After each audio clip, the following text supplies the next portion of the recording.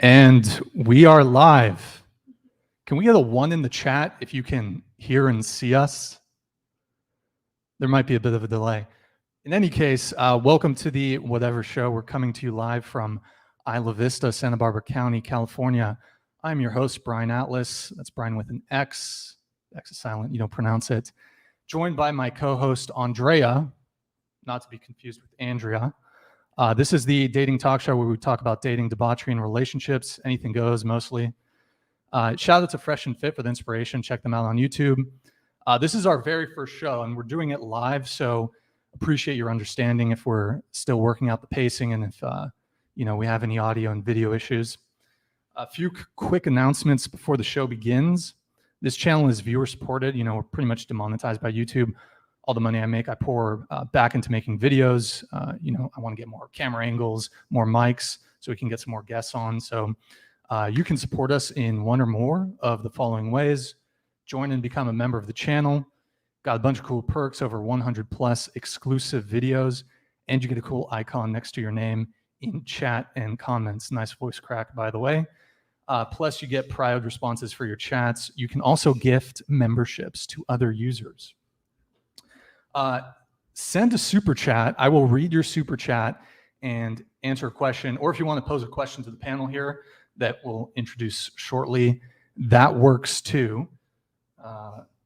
It's going to be $10 and up for now for super chats. If you want your question read, we will display all super chats of any rate in stream overlay. Join the Patreon. Same perks as joining the channel. It's patreon.com/whatever. But Patreon takes less of a cut. You don't get a cool membership icon on YouTube, though. Check out our merch. We've got a bunch of cool designs. We don't print on shitty blanks. It's all premium, comfortable material. Go to shop.whatever.com. If you want to max out your support for the show without these platforms taking their cut, you can always donate straight up via PayPal, link in the description. We are also streaming this to Twitch. We are live there right now. Twitch.tv/whatever. If you have Amazon Prime, you can link it to a Twitch account, and every month you can sub totally free on Twitch. It takes maybe 1 minute to set up. Quick, free way to support the show. Go and subscribe to the Clips channel, link in the description. Jesus Christ, why did I put all these? Follow @whatever on all the other social media platforms. Share the videos with a friend. Also, we're going to need chat mods for future shows, help with timestamps, that sort of stuff. DM us if you want to help out. And also, lastly, like if you're a girl, you want to come on the show and you're here in Santa Barbara, DM @whatever on IG. Just don't be on private. Let's see. Without further ado, let's get right into it.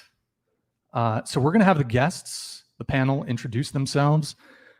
So please tell us your name, age, occupation, relationship status, starting with you. Okay. Hi, I'm Jane. I'm 21. No, I'm 23. It happened in COVID. So I'm 23. I do OnlyFans and modeling, and I'm single right now. Hey, I'm Maya. I'm 20 years old, and I'm currently a volleyball coach, and I'm single right now. Hi, I'm Kate. I'm 21. I'm a student and social media person, and I'm single. Age? 21. I already said. And you said social media, like, so what? Instagram. Okay. And are you in school right now, or? Yeah, I'm in college. Studying? Studying psychology. Okay. And you're in college too, right? Yes. Did you say what your major was? No, I'm a psychology major. Oh, wow. Okay. I'm Elise. I'm 19. I'm taken, and I'm a business major. No, I'm biology major, and I am a student athlete. I'm Rachel. I'm 35, and I have an art business, and I'm single. Hey, I'm Hensley. I'm 22. I am currently a stripper, and what's going on? Oh, and I'm single. At school at all, or? Yeah, I go to school too. I'm in college. Do you strip at the Spearmint, or where do you strip? Yeah. I do too. Really? I'm also a We're stripper. co-workers. I didn't know this. Do you guys know each other? Oh yeah, just a little. Okay, I've seen her tits. Okay. And by the way, for anyone who doesn't know, the Spearmint Rhino here in Santa Barbara, it's a gentleman club, Yeah, gentleman's come club. Support us. I'm working tonight. Now- We'll take your after money. This. Is it full nudity? Yeah. Mhm. So- Coochie out. And so that means, by the way, just talking to the Oh, microphone. coochie out. Right up to the mic. So does that mean that you can't serve alcohol there because it's full? No alcohol, but a lot of fun. Okay. Okay. By the way, we got our first super chat. Chris, can you just highlight the super chat to show it on stream? 6'4", but still getting no play. Hey man, that's tough. That's unfortunate. Sorry. Anyways, okay. So quick, light, fun question. By the way, guys, this is our first show, so we appreciate you just kind of taking it easy on us as we're figuring out the kinks here. Quick, light, fun question just to start us off. So let's say a guy's chatting you up at a party, club, bar, Trader Joe's, probation office, because, I mean, there's a criminal element amongst this panel, I can feel. And you like him, right? He's good looking, he's your type, whatever. He asks for your number, right? And he reaches into his pocket and pulls out a flip phone. Do you reconsider giving him your number? No. No. No way. No. You give him your No. panties then at that point. You give him the panties. Oh, absolutely. The flip phone. Yeah. Okay. Panty dropper. Okay. But it wouldn't deter you. I would be deterred just because I don't know if you could have any apps on a flip phone. And I like to Snapchat and do Instagram instead of text. Okay. Okay. I like a man with no social media, so I would like that. Okay. Yes. Yeah. Yeah, I agree with Maya. No social media is like the best. Yeah. He could have multiple phones. I mean, I know a lot of drug dealers. Okay. So it could be a trap phone. Well, it would be one of my normal day-to-days to know somebody who has multiple phones, and you're not always going to buy an iPhone, right? If it's Right. just for texting. Okay. What about if he pulled out this Oh. phone? Here, we'll start here with Oh, Jane. Yeah, hell no. Just like No go. walk away. If you Run, actually. Run away. can we get a close up on the phone, Chris? It looks sketchy. It's an 80s. Okay. Any thoughts? Yeah, no, thank you. Okay. No. Deal breaker. So, yes. All right, guys, That's don't. a red flag. It's a red flag. Got Maybe it. a drug dealer or like a kidnapper. Who Got knows? it. Okay. So, first question of the night, and this is sort of the namesake of the title of the show. Does a guy's height matter? And Hensley, we're going to start with you. Well, I think a guy, if he's short, he can't be skinny too. Like he can be my height or a little shorter, but he has to make up for that in girth, not sexually. So, penis size. No. Oh, girth. Not Like just, really. oh, But muscularity, Yeah. Ability to physique. pick you up. yeah, right? absolutely. Throw you around. Okay. Got it.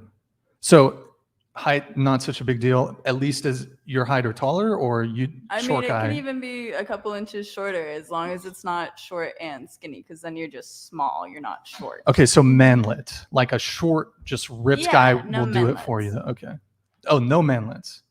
So a manlet is just short but super jacked. Yeah, I can see that. That's fine. Okay, got it.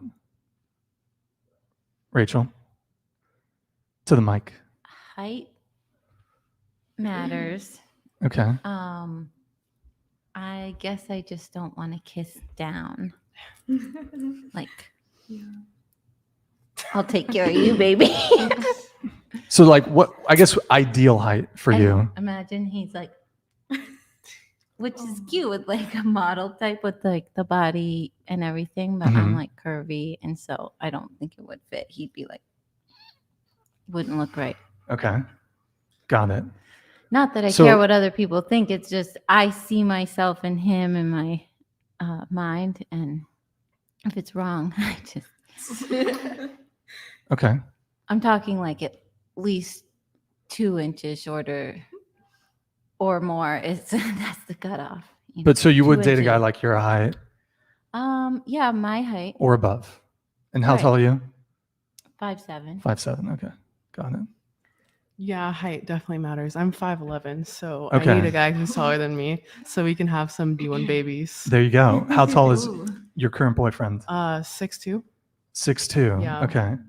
So Have you ever dated a guy shorter than you? Nope. Ever? Never. never. Okay. Only tall guys. Only tall guys. Yeah, I can't do short ones. It's Got just it. so unfortunate. Okay.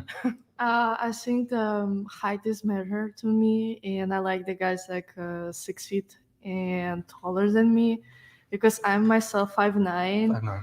and I don't know how to explain it, but I like feel like a little girl when a guy like taller than me and he like can pick me up, carry around, you know. So I like this feeling, Okay. you know, be protected also. Got it. I don't personally care that much. A lot of my exes have been really short, but not shorter than me. That's like my cutoff. Okay, not shorter But than I don't you. really care. I think you just need confidence, and that's okay. Yeah, I definitely agree on the confidence. I've dated some short kings, and I'm 5'3", but I like to wear heels all the time. But if I'm taller than the guy with heels on, I'm totally fine with that. I think it's kind of hot to like switch it up. So yeah, I've never cared. As long as like you can't be short and insecure. You have to own your shortness because you can't change it. So you have to own it. So Yes, girl. various dating apps. Are any of you on any dating Yeah. apps? Maybe show of hands. Just are you on a dating app or have been on a dating app? Yeah. Okay. So I don't know if Tinder, is anyone on Tinder right now? Yeah. Do they have a height section? Because I haven't been on Tinder in a minute. I think on Hinge. Hinge, I don't I know about on Tinder. Hinge. I Yeah. know on Hinge they and have Bumble. yeah, Hinge and Bumble, they have a height section. Mhm. But what do you think about if, you know, in the same way that there's a height field on Bumble and Hinge, if there was a weight field? What do you think about that? Jane, let's start with you. I personally think that height and weight are just things that don't matter to me necessarily. Like I'd like to meet the person first and see how we vibe. So I personally wouldn't put my height or my weight on a dating app. I think that's like kind of weird. Like no one needs that info. You can just meet them in person first. But if it matters to some people, then I hope you find that. Yeah, I agree with that. I don't think weight really matters. Neither does height. And I think if you like their photos and they're not a catfish, then it really doesn't matter. I mean, I rely on his personality, and I don't really care much about weight. At least, I mean, how he treats me. Okay. I mean, to be honest, it's all about preference. See, like height and weight. I mean, everyone's different. So I think if they're going to put height, they might as well put weight. If you're going to care about one thing, you might as well care about the other. Got it. I think I'd just get confused if they put weight, and then I'd have to think about a whole nother thing. Height, I'm sure about, and whole ratio thing of like how much he should weigh if he's 6'4" versus 5'8" is too complicated for me, so I'd rather not see it. Might scare me off. I feel like those on dating apps, it kind of goes by if you want to volunteer that information. And I feel like the people who would want to volunteer the information of their weight are probably the guys that are a little too much into their weight. So for me, it would almost be like a red flag if you put your height and weight. It'd be like, we get it. Okay, cool. Could have found that out myself. Got it. Okay. So you would all be in favor of a weight field on a dating app for both men and women, like a weight. You know how there's a weight field. I think it's just a red flag, like she said, if somebody put a weight in their profile. Okay. I feel like maybe they're lying, like most guys lie on Tinder about their height. About the height, yeah. Yes. They round up. They do. Round up. Yes. You. Okay. So next question, sort of related to the height thing. Does a guy's size matter in the bulge? Start with over here. It's the motion of the ocean kind of thing. I know that's a lame answer, but I mean, like, yeah, it's more how long they last and what they do with it. It's kind of like with the height. If it's too far off, it can be a problem. But for the most part, there's like a really big zone. It's fine. Big zone. Yeah, What? like The zone is big. there's a zone of like, that's okay. Normal is like flexible. Okay. Could be. I think it just depends, like how you work with it. That's all that really matters. I don't think it matters. So yeah. I just think it matters, and it all matters how he uses it. Because it can be small or big, and he can know how to use it or not. So I think it does matter. It just has to be above average. And yeah, it's about the motion of the ocean, but with the size. Yeah, from experience, I've literally been with a guy with like a micro dick, and I've been with guys with like huge cocks, and like both of them have been awesome. It just depends what else they do. Like it's not just about what's in their pants. You have fingers, you have like toys and stuff. So yeah, I think it doesn't have to matter if that's not the only thing that you're working with. So if he wasn't quite packing in the bulge department, maybe let's say the first hookup, it wasn't great. Aside from the bulge thing. If a guy's performance first time isn't great, will there be a second date? Wait, Or- can you say it again? So first time you hook up with a guy, but the performance wasn't great, but you know, who knows, maybe it could get better down the road. Certainly that's something that you guys could practice. If the performance the first time that was bad, is it just, that's a wrap, like on to the next one, or you're going to give the guy a chance? I mean, yeah, like unless they have like a really awesome personality, I'm kind of over it, you know? Like that's it. We tried it. Yeah. Okay. Yeah, I'd probably give them a second chance. Probably. what if he was nervous and that's why he didn't perform well? So it could be. I would give it a chance for sure. Yeah, I agree with like personality. If it was like he had a great personality, I'd probably definitely go back for a second chance. Yeah, I'm a Libra, so that's fair. A Libra. Just a show of hands, like at the table. Who here believes in astrology? Yeah. That's so Kinda, general. like, Like, there's so not many really. things Not really. that There seemed a bit matter in of so many hesitance. gray areas. Just speaking to the mic. There's gray areas, like with religion. This is so touchy, but like you can believe in astrology without believing in everything everybody says about astrology. Yeah. Okay. And so what's your sign or? Libra. Oh, Libra. Okay. Got it. Yeah. And did you answer the previous thing about? No. I could be convinced to go on a second date. The first one, I like give them the credit or give myself all the credit. I'm like, wow, I'm fantastic. And then the second time, if they still suck, then I'm like, you suck. Oh, wow. Okay. So it's kind of like, 2 shots. they're gone. I don't know if you've seen 300. Anyways, by the way, chat. So everyone in chat, can you type a 1 if you're getting a bit of echo on the soundboard here? I'm just going to play one just so, you know, let's see. Just 1 in chat if you hear a bit of an echo on the soundboard stuff. We're still troubleshooting that. Did we get a couple super chats, Chris? We got 3 or? Oh, wow. Okay.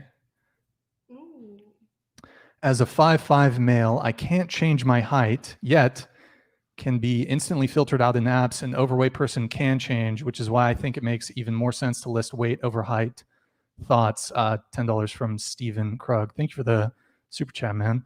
5'5" male. Well, first off, bro solidarity, dude. Yeah, that's tough. It is sort of like interesting though, like you said, you don't really have control over your height, but like you do have control over your weight. But I don't know. I feel like with weight, you can sort of suss that out from a photo, whereas height, it's a bit more hard to tell. So, yeah. But I guess sort of to reframe your chat a little bit, and I'll ask the panel this. Do you think it's okay, and I think it's okay to some degree, if women have a height preference? And we'll start with you, Jane. Oh. Do you think it's okay if a Yeah. woman's like, I'll only date a guy who's 6 feet and above? Yeah, I mean, I think it's fine. Like everyone gets to have whatever preference they want to have. Like I think everyone has preferences, so yeah, it's okay. Like you might find less people or whatever, but everyone like has bias. So yeah. Yeah, exactly what she said. I think it's I fine. agree with her. Yes, I agree. Mm-hmm. Okay. I think everyone can have a preference, but you get swept off your feet by people you didn't think would. Like they'll just walk down the street and you're like, oh wow, didn't expect to be attracted to them, and then you are. I mean, I've definitely had some people where I'm like, they're definitely not my type, but for some reason I'm attracted to them. Right. That was a good answer. So then would you guys would you not object to if a guy had a similar preference where he's like, listen, I will only date a woman who's 120 pounds or less. Would you object, or would you find that off-putting or offensive? I think it's how you frame it. Not being the dick about it, just Yeah, but, like he did. I don't know if y'all ever saw that show. I think it was like Love is Blind, but Shaq, every person like this one guy talked to, he's like, could I carry you on my shoulders? Like, and then if he couldn't do that, he just cut him off, and everyone was like, oh, you're a dick. Like, but I think it's just how you approach it, basically. I don't think it's fair to cut somebody off based on their weight. No. mm-hmm. But so you're okay with the height one? Well, life is really long and weight fluctuates, but height doesn't. So.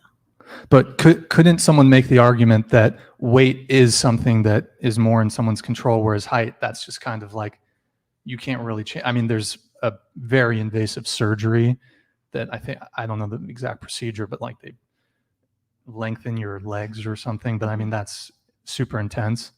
So, I mean, could we potentially even say that it's more superficial to have a height preference versus having a weight preference, just because that's something within people's control?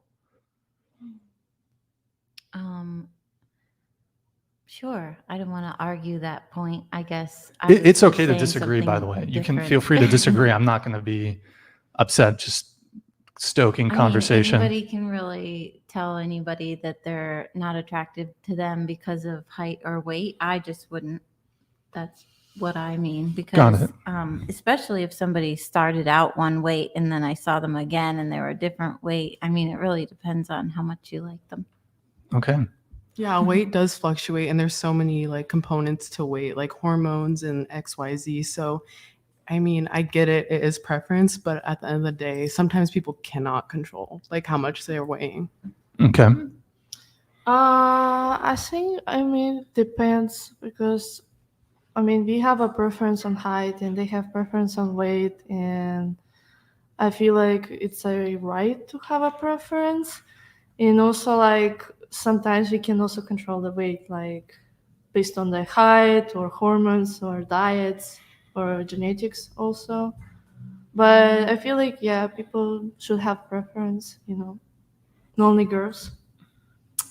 I personally, I would care because I would see that as somebody only being attracted to someone based on what they look like, which is the opposite of what I find in attraction of people in people. So I wouldn't be necessarily offended, but I would be like, okay, yeah, I'm not going to be your friend or talk to you in that way. Yeah, I definitely agree. I'd say like you can have whatever preference you want, but like if your preference is all centered by weight or height, honestly, like I'm probably not your girl. Okay. Mm-hmm. Got it. Chris, can we pull up that other super chat? I think I missed that one. Just Lucas. Yeah, we can show that one. Lucas Schlater, thank you for the €5, man. Really appreciate it. Thank you for the support. And there's actually, Chris, there's been some funny chats that have been popping up in just the non-super chats. So maybe we can just read a few of these just for fun. Rainbow hair is the winner so far. Yeah, check out her OnlyFans. Wait, can I say something? Go ahead. Yeah. I just want to respond. I saw a comment saying I was like promoting my OnlyFans and capping about the micro dick, but it is on my OnlyFans. So I wasn't capping. You can see it if you want. Just putting that out there. No cap. Sorry, yeah. I just thought. And just out of curiosity, what kind of content? Because some people cook on OnlyFans. Yeah. What kind of content are we talking I about? don't cook. Okay. So nudity. Yeah, and sex. Oh, so do you have a partner? With Whoever wants. Like if anyone wants to join. Oh, wait, so your subscribers can If I like them, if they're hot, then yes, they can. You will fuck Theoretically, I will fuck a subscriber. Okay. If potentially they're hot after they spend a bit of money. If they pay me, yeah. Okay. Is that a crime technically?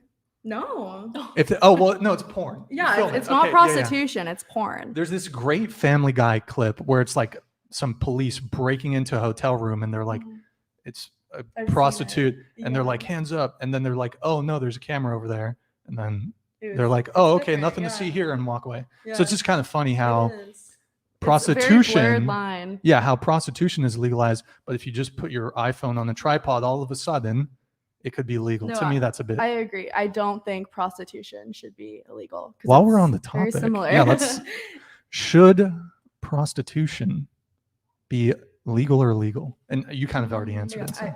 I think it should be legal. Okay. Honestly. In a safe way, if they're being safe. That's a good question because where I'm from, prostitution is legal there. But it's like, I don't know, honestly. I don't know. Also, with that, sex trafficking, it's hard to draw a line of what actually is their choice and what they're actually being forced to do. So I think it's really hard to tell like which is.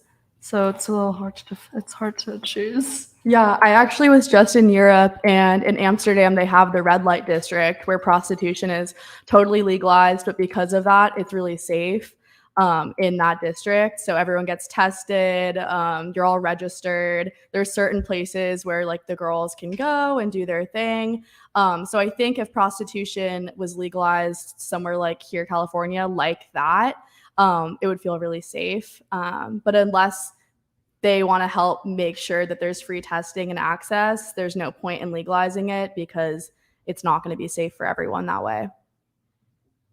Yeah, I think it should be legal and it should just be safe work. So I agree. Yeah, like Las Vegas, where you have to register and they have panic buttons, and that just seems more reasonable. Yeah, it's going to keep happening whether it's legalized or not. I think it's just whether you want to take a safe route or not. But also, if anything, it should at least be decriminalized because we all know it's going to happen. Like at this point, it's just whether like it's like a if you get caught kind of thing, which isn't cool. I mean, we already have enough of a overload in jails and prisons. It's a silly thing to criminalize people for. I'm in favor of prostitution. I don't know if I would engage in it, but I do think it should be legalized. So, Chris, can you pull up that super chat I missed? Stephen Krug, again, thank you. I think Stephen sent the other one. Stephen, thank you so much, man, for the $10 super chat. What's more important, wealth or height of a guy, if you had to have an opinion? Hensley, let's start with you. Wealth. Wealth, okay.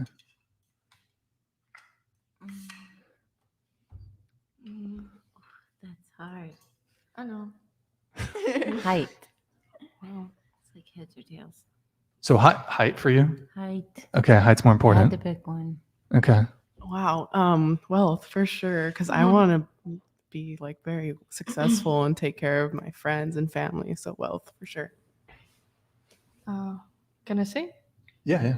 I think wealth because myself, I want to be successful and rich, and also want to have a partner that's also on the same level as me. Yeah, wealth for sure. Yeah, also wealth, definitely. What do you think, Andrea? Can we get a close up on Andrea? And Andrea, not to be confused with Andrea. Okay, she's shy. Next question.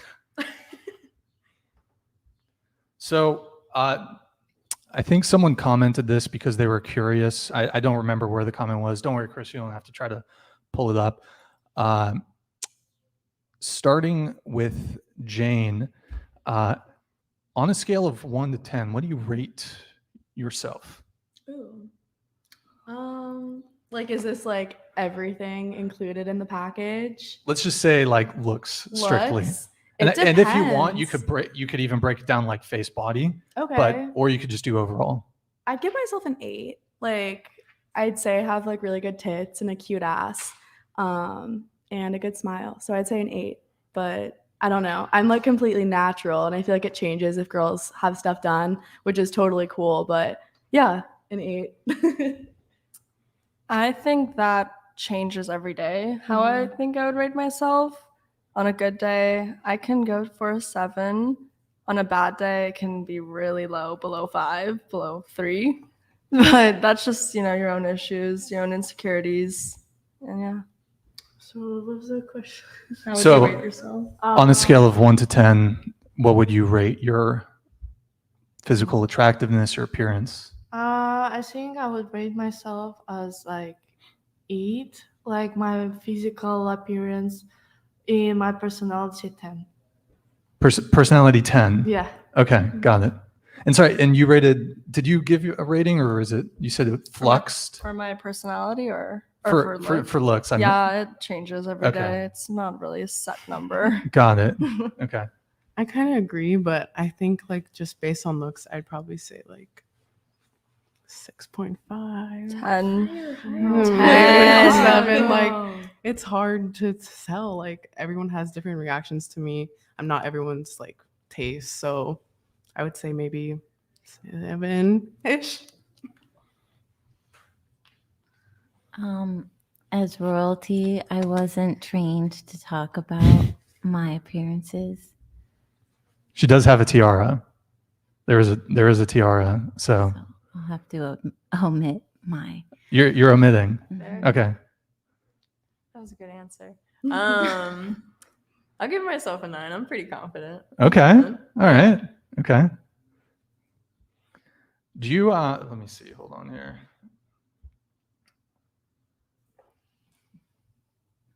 Do you know women who think, maybe a friend or something, who think they're more attractive than they actually are?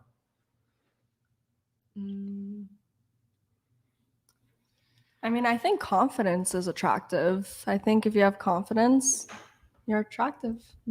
There's beauty in everybody. It's really hard to just say one person's not beautiful, one person is beautiful, because it comes with everything, your personality, how you treat others, the contributions you've done for the world, just everything. Yeah. On it. Chris, you want to pull up the super chat?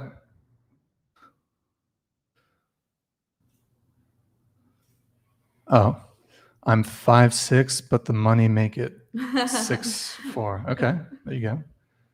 I don't know if you guys seen, there's this trend on TikTok. It's like sort of a template. Trying to find it here. Let's see. So it's like, and maybe we could like go around the table and try. So I don't know about this, but so it holds the format. He's for example, he's a 10, but he has like either X negative quality or X positive quality, and then you readjust his score based on, what that, if that's a detractor or a negative. So he's an 8, but he wears flip-flops. Hensley. Oh, socks? No socks. Socks with the flip-flops. 9. Shorts. Oh, that boosts. Oh, Okay. The socks? Yeah. Okay.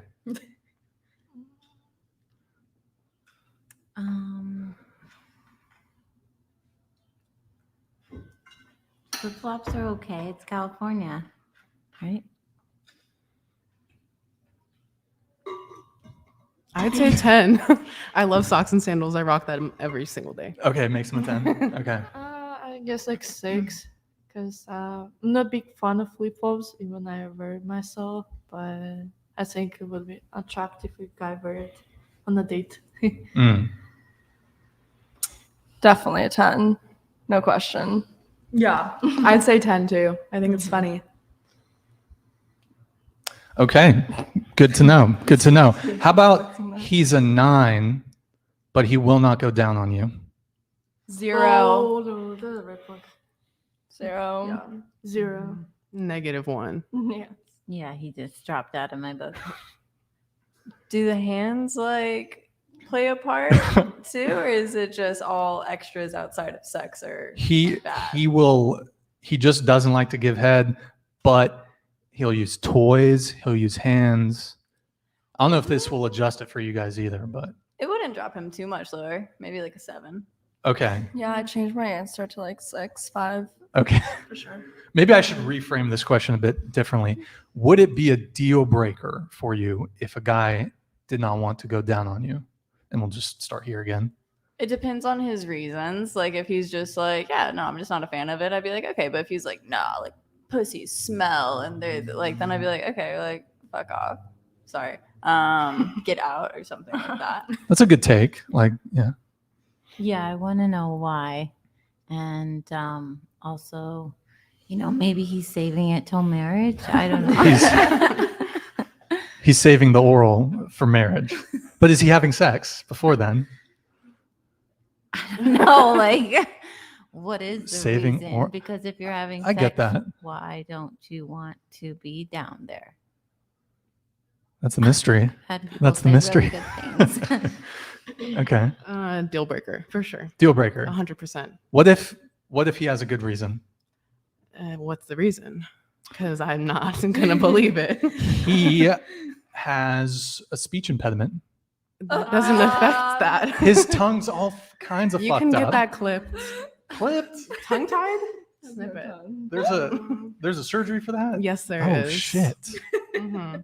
Okay, I'm trying to think of like a reason a guy wouldn't want to do it. He doesn't have a tongue. Trauma? Yeah. He almost Like when he suffocated. was I mean, I don't know. there's just a very Traumatic. bushy time and by the way, just speak into the microphone. Maybe trauma or something else could cause Okay. that. But I would definitely would be like a deal breaker. Deal breaker, Yeah, okay. for me. Yeah. Deal breaker. Yeah, I can't think of like a good excuse. So deal breaker. Yeah. Wait, can I interrupt? I got one. Sure. His ex grinded on his face so hard it broke his nose Oh. and Yeah, incaped it it. That's a pretty good excuse. That is. Trauma. First-hand experience. Oh, okay. Okay. Got it. Good to know. So I have a confession to make to the panel. Okay. Related to the last question I just asked. I'm going to admit it. I don't like it. Okay. I don't like to do it. I haven't gone down on a girl since the Bush administration, and that's when was that? 2008. So,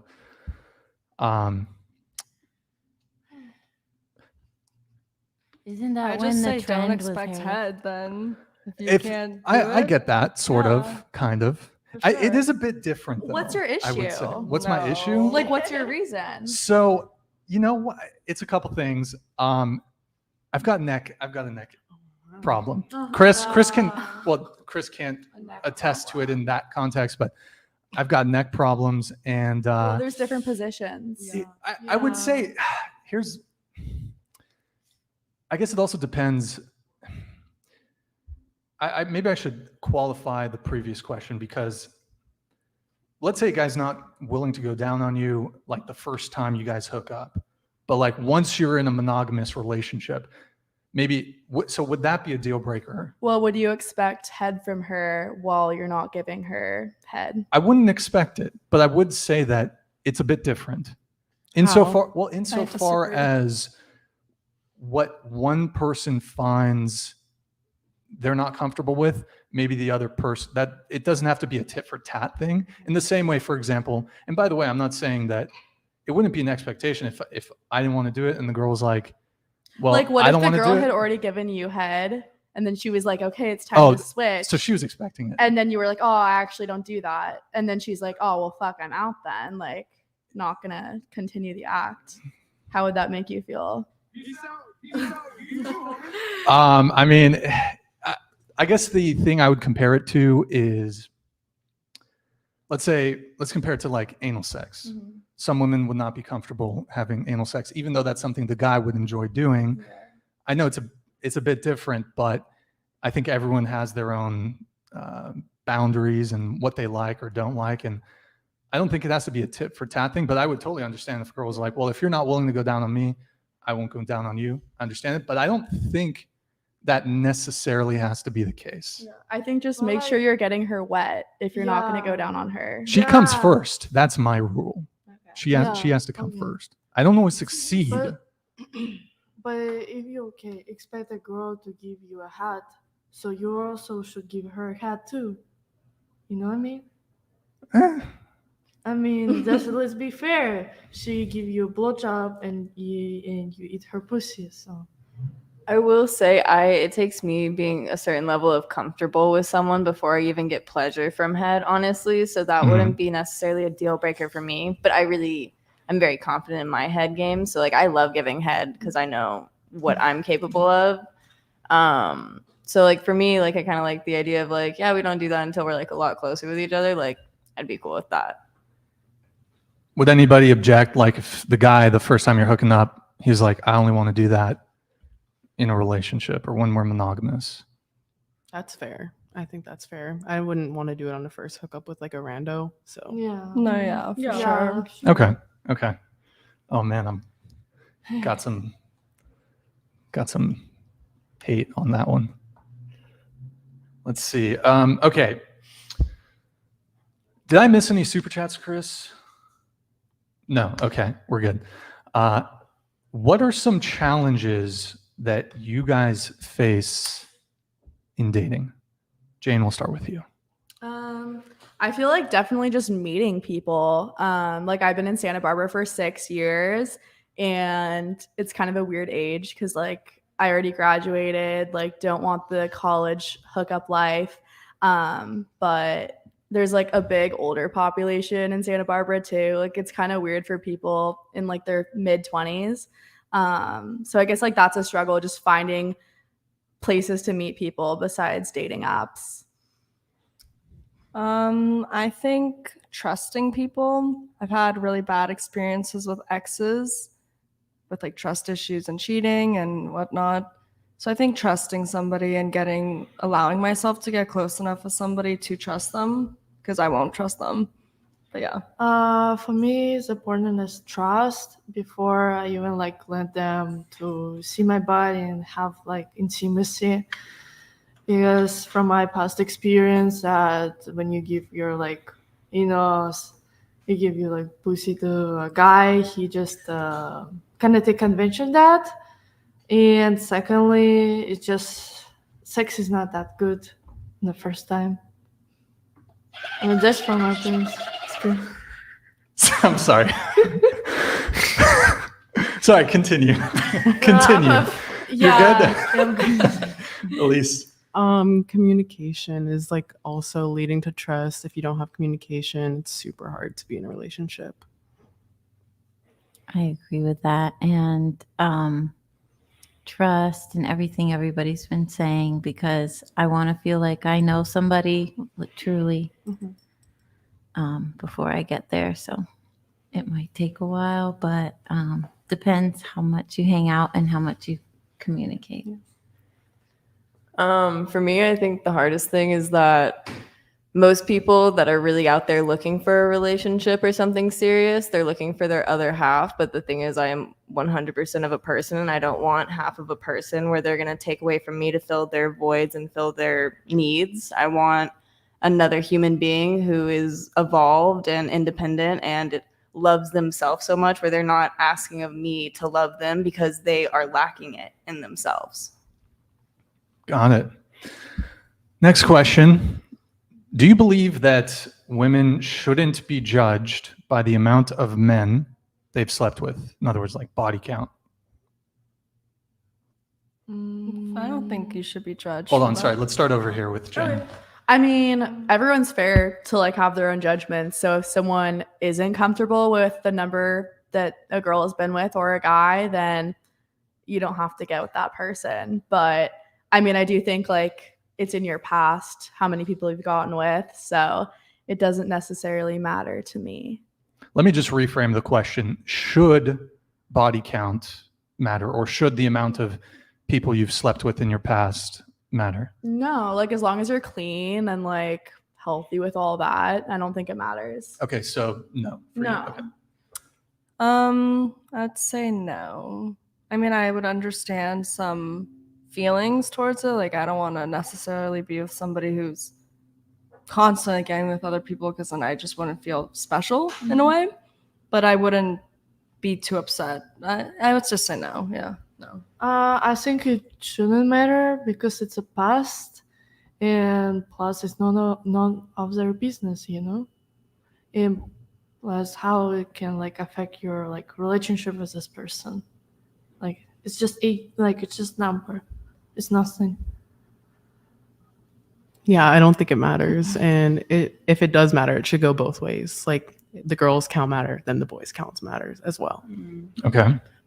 Yeah, honestly, I don't know who's going to ask. Like, who is this guy who's trying to date me and then ask me how many men I've slept with in the world before I met him? A number? What? I think it goes back to kind of like the last answer I gave where I'm like, it really depends on what you're doing it for. Like if you really enjoy sex and you've slept with 200 people, do it. But if you're doing it to try and fill some type of void or like something within yourself, then that's where you kind of have to. And I think you can really tell the people who are sleeping with a lot of people because they're missing something in themselves compared to people who just like to have sex. So I think like not from a place of judgment. I just think there are two different views you can take from it of someone who is very open about having a high number. Okay. So it seems like it's a pretty resounding doesn't matter from the panel. So my follow-up question would be, if you're brave enough to answer, what's your body count? I think I'm at like, I have a fuck list. Girls You and and guys or just guys? Let's do the two, I guess. 25. Total. Mm-hmm. Okay. Do you know the breakdown between? I think it's like 9 women and the rest guys. Okay. Yeah. Got it. What was the question again? What's like, how many people have you hooked up with? I knew it wasn't that question, but it is. I have never like tried to think about it, but it's got to be less than a dozen. Okay. I plead the fifth. Plead the fifth. But wait, hold on. Didn't you say it doesn't matter or shouldn't matter? Yeah, But so if it doesn't matter, why plead the fifth? because that's nobody's business but my Okay. own. Okay. You go or me? You go. It's a secret. It's a secret. Okay. Yeah, I'm gonna keep that one private a bit. Oh, wow. Okay. A lot of people pleading the fifth there. I never finished my fuck list. So probably around the same, like around 25, 30, but I kind of lost track. And I think that should be, I think that should be totally chill, you know, like have fun. Okay. So I guess my follow-up question would be, one, if body count really didn't matter, wouldn't you want to be the change that you want to see in the world? Because if there's why is it that there's hesitation? And by the way, you guys are free to not answer the question, but I'm curious, what is the hesitation in revealing? We're women. I I mean, For there's a women. huge social difference. I mean, there's this one video, but it's like you ask a bunch of girls, does body count matter? We'll say no, it's fine as long as they're safe and clean. You ask a guy, they'll tap out at 3. They'll say 4. They're way harsher on us, and that's because of like all these standards and expectations. You know, like all of this stigma that's surrounded around sex, but only for women. So I mean, I see like we're entitled to our privacy because that's not something we get encouraged to say or we get boosted up or get prided on. Whereas men, when they have a high number, it's like, yeah, dude, you know, it's the cliche kind of thing. So you think there's a bit of a double standard Oh, absolutely. between men and women in terms of how they're viewed? Yeah, there's standard. I've seen this video on TikTok when they ask girls and men the body count, and the guys just say 3 or 2 or 5, and girls they don't care. So, yeah. So you guys wouldn't be concerned, like, let's say a guy you were just seeing, either, I don't know what the context would be of him revealing it, but you knew that he had slept with, say, 100 women. Would this be off-putting to you in any way? I have an ex whose body count, his was like 200, and it just came up randomly one night. And he was the first and only guy to make me squirt. So I think that much sex taught him how to do it in a good way. Yeah, I don't know, to be honest. I've never met somebody who has or hooked up with that has, that I know of at least. I think it'd matter how far apart. Like if there was a lot within 1 week, I would be a little questionable. Make sure they're clean, go through processes and steps to make sure they're clean. But yeah, depends. I mean, I never met a guy that has like 100 body count. But I guess I wouldn't judge if we even have like 100 body counts, because it's all matter his personality, how he treats me. Yeah, I don't think it would matter. Like I said, body count doesn't matter. So your boyfriend, he reveals to you, and maybe you already know the answer, but he says, I've slept with 300 women. Not like unfazed. Doesn't bother you at all? Nope. Okay.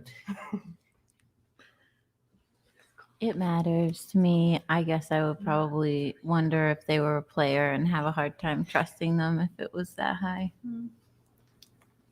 I say if he has a high number and he wants to add me to the roster, I'm going to make him work very hard for it. But Okay. it wouldn't necessarily deter me. It would just make it more of a game. Got it. Okay.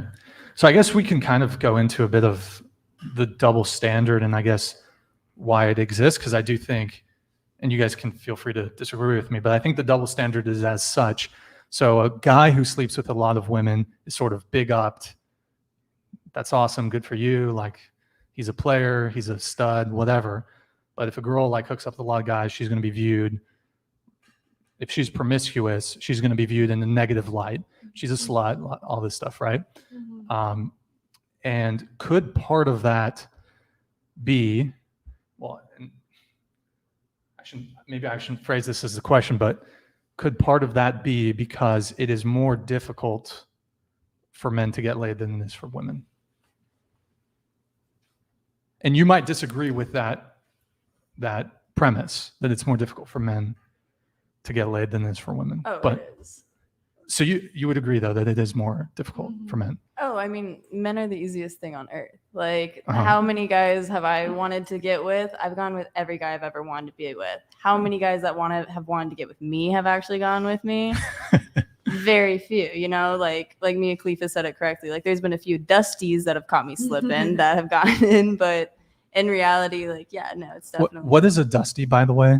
I'm an old man, so I'm not hip to the. You can make your assumptions. A dusty's just someone who probably shouldn't have made it, but they got Sure. lucky. Okay. Anyways, we'll continue here. I don't even know what to say about this one. Come back to me. What was the question? Yeah, I kind of forgot. I forgot.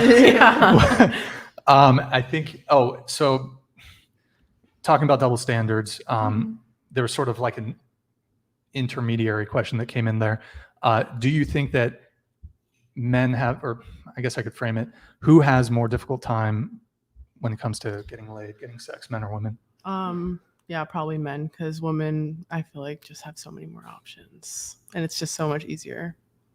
I think men because they have to like impress or do something to like, to get laid. And for girls, we have a lot of options for sure, and be more like picky.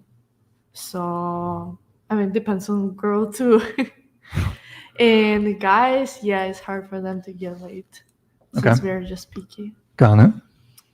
Yeah, definitely men. It's harder for them. Jane? Yeah. Yeah, I guess like it could be harder for a guy to get a girl. But I mean, yeah. You mean, I mean, like, if you disagree with anyone, by the way, feel free to. yeah, I mean, like, I guess I don't actually, if you're like putting yourself out there and just being yourself, I feel like, I don't know. I would hope that like you'd find someone. Okay. Got it. So I'm trying to bring it back. I also kind of forgot what my reset there. We were talking about double standards and, oh, right. So the double standard as it relates to, men are big upped if they've slept with a lot of women, and women are kind of shamed if they've slept with a lot of women. But do you feel that is justified, or do you think that no, like that shouldn't be a double standard? Yeah, I think it shouldn't be a double standard. Like just as we were saying earlier, how like dudes are like applauded if they've gotten with a lot of chicks, but then if girls have gotten with a lot of guys or like other girls or anyone, they are often slut shamed. But I mean, for me, like I just like to own it. But it shouldn't be a double standard. I mean, like humans like sex, so why does it matter if you do it a lot? Completely agree. Kind of said it better. Yeah, I agree with her completely. Yes, I agree too. Yep, I agree. It's perfect. I'll second that. Okay. Got it. Chris, how are we doing on super chats? Do we have any? I think if it's more than 2, she's for the streets. Come on, man. That's why you can only pay $2. You pay for this $2 to see this shit? Man. You gotta Every day Edgar. every day?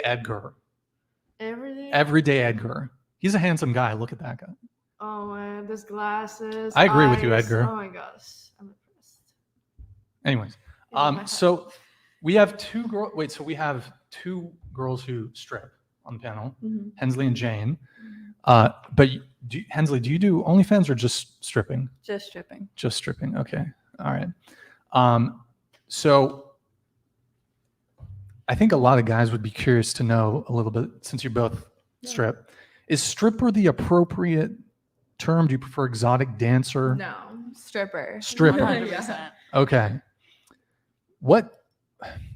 And if you guys aren't comfortable sharing this, but like, I'm open about it. We're pretty confident. Yeah. okay. So like, are you guys down to talk a little bit about money in terms of like what I'm you totally make down. Yeah. in a night? How kind of like, I know you get private dances. Maybe that's where you make a bit more than you do the show on the.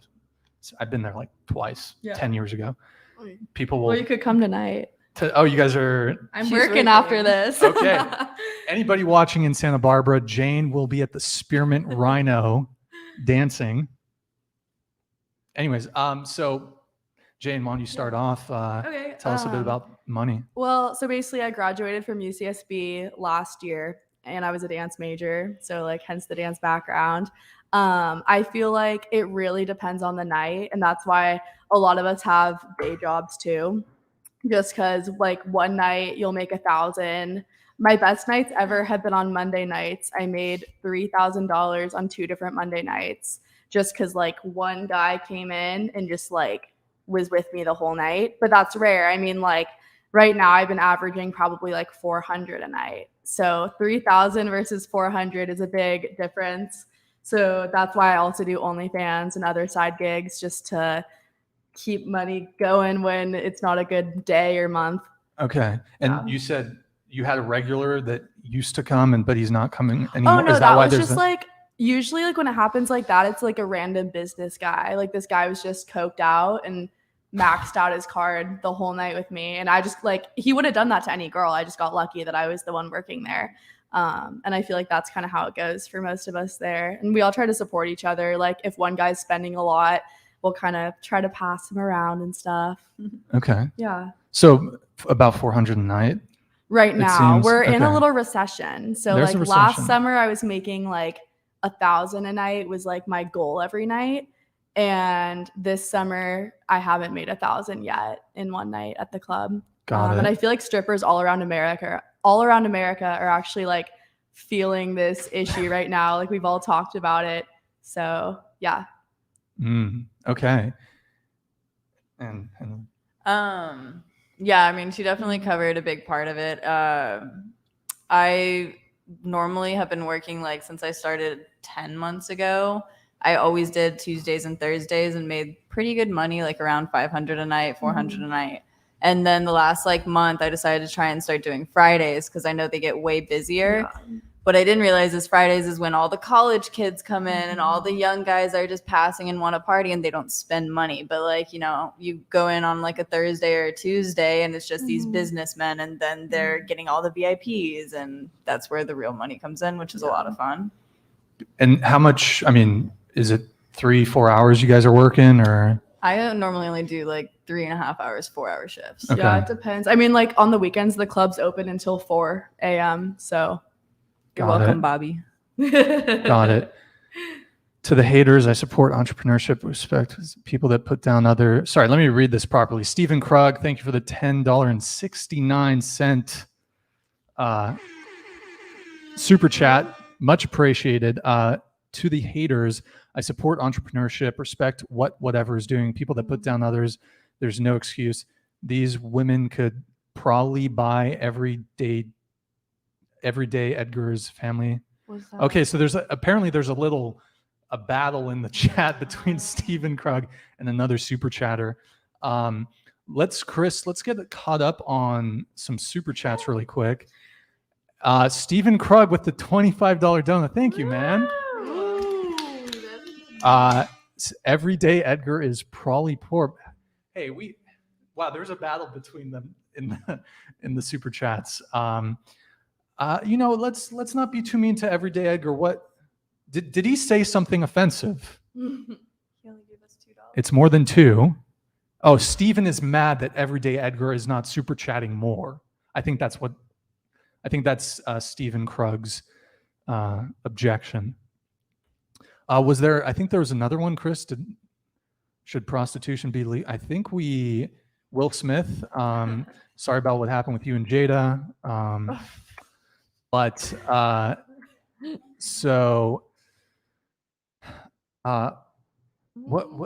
was the question?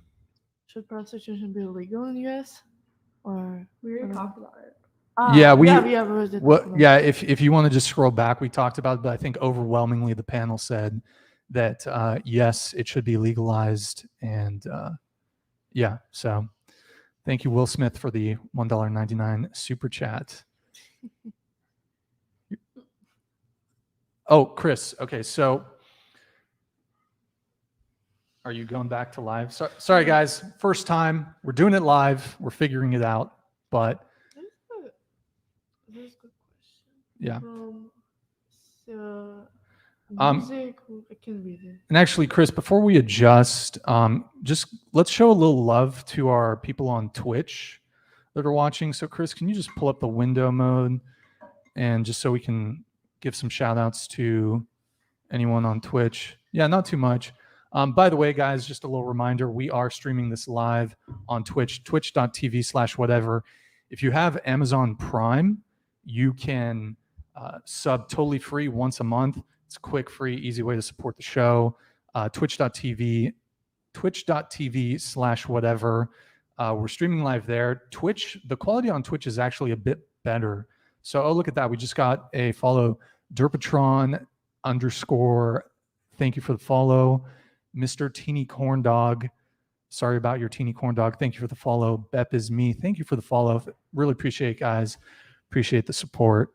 And yeah, we can switch on back to regular mode here. So going back to OnlyFans. So how much money are you making from OnlyFans? It also really like stuff like that just depends monthly. But for OnlyFans, it's hard because I try to make them pay me like through Cash App and stuff instead, so that I don't have to split it with OnlyFans. So Isn't that must be against the terms of service? It totally She is. didn't say it. It totally is. She didn't but, say I it. mean, whatever.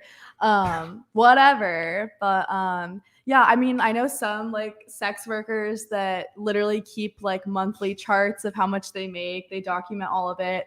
I don't. I just have my money and I just hope that it keeps on coming. Okay. Got it. Can we highlight this Will Smith comment, Chris? Oh, It was a G.I. Jane joke, Will Smith. You know, you've fallen from the Men in Black days. Okay. Next question for the panel. Do you like bad boys? And Hensley, we'll start with you. I do. If they have a SoundCloud and no bed frame, I'm right there for them. Sounds fun. It's a little too arbitrary for me. What do you mean bad? Yeah, I guess that could be kind of interpreted. I mean, whatever your general sense of what a bad boy is. Well, I do love a mystery. So if he's Sorry, go ahead. mysterious, I don't want him to be like mean to people. But if he's bad because he like pushes the limits with, I don't know, things that don't hurt people, Okay. like comedy. Okay. So he's got a leather jacket and a motorcycle. Does that that qualify you as a bad badass? boy? I don't think so, but I mean, I ride horses, so they like move around and think for themselves. I don't really think that leather jackets are scary. But yeah, I could go for the bad guy, I guess. I just want somebody to be confident and step out of the lines if that's okay for comedy or a fun thing to do. Like cool dates are usually a little bit bad.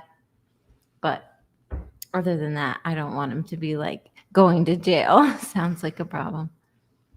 Yeah, I kind of like the vibe where he's kind of mean to not mean, but like mean to everyone else but me. Like he has a soft spot for Okay. me. So yeah. okay. Me? Yeah. I like bad boys. They're confident, straightforward, and more like I don't know. They're just like straightforward, and I like about them. And also like nice guys too, but I prefer bad boys over nice guys. So yeah. I like a nerdy man. I do like nerdy weirdos. I don't really want a bad boy who's like popular and yeah. So you want a nice guy Yes. or no. nerdy? Not too nice, but Not nerdy. too nice. Like Okay. yeah. You don't want a guy who's whipped. No. Okay. A little bit, but not Oh, a too little much. whipped. Yes. Okay. I've dated a bad guy that actually was a murderer, and I didn't know. I know, and like I wish I was making this up. I didn't know until I already like thought I was in love with him, and then he told me, and I just couldn't do it anymore. It like changed my whole perception. But yeah, he was like motorcycle guy, tatted in a gang, and like all that was hot. Like that was all good, but not the murder part. That ruined it. So not that bad, you know. You hold on. You dated a guy who Murdered two people. Well, when you say But not while dating me. Like this happened in his past, so I didn't know about it. And then we had like a talk, and like it came up, and then I had like a panic attack, and broke it off. So hold on, let's just clarify something. When you say murder, do you mean he killed people in self-defense or he murdered No, them? it was like gang murders in LA Gang with like murder. a club in LA, you know. It's like Okay. gnarly shit that I was never like obviously into that, but And so was he an ex-convict? Was he convicted of the murders or? I don't think he ever served time for it. No. Wow. Yeah. Okay. Yeah. And so did that make him more attractive to you? That he had No, that made killed me be people? like, get the fuck out of my house. Oh, so, but you. Like how I long liked were the you- whole motorcycle bad boy thing until I found out he murdered people. And then that was like too bad for me. Then I was like, no. We stopped it there at the murder. Okay. So were you, again, how long were you dating him or was it just, We dated twice. oh, you just went on 2 dates? Okay, No. so, Like we like dated like 2 separate full relationships. So kind of Because I did on take again, him off again. back, but I broke up with him again.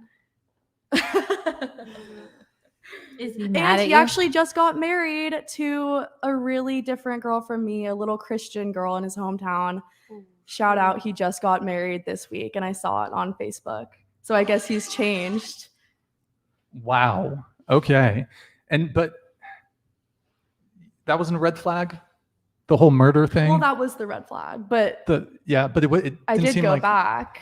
Yeah, it didn't seem like it was enough to. It was a to red flag deter for you. like 2 years and then I got a little bored and slid into his DMs again. Is this legit? No, this like isn't cap. literally, this is any of my friends will vouch. I have more stories that I wish weren't true, but yeah, this actually happened. Okay. Wow. Yeah. Good times. Yeah. Good times. I do think, I mean, I guess sort of related to this, would it be a deal breaker or red flag if you knew that the guy had a criminal history? Now, as a changed woman, I would say yes. I would not do a murderer again.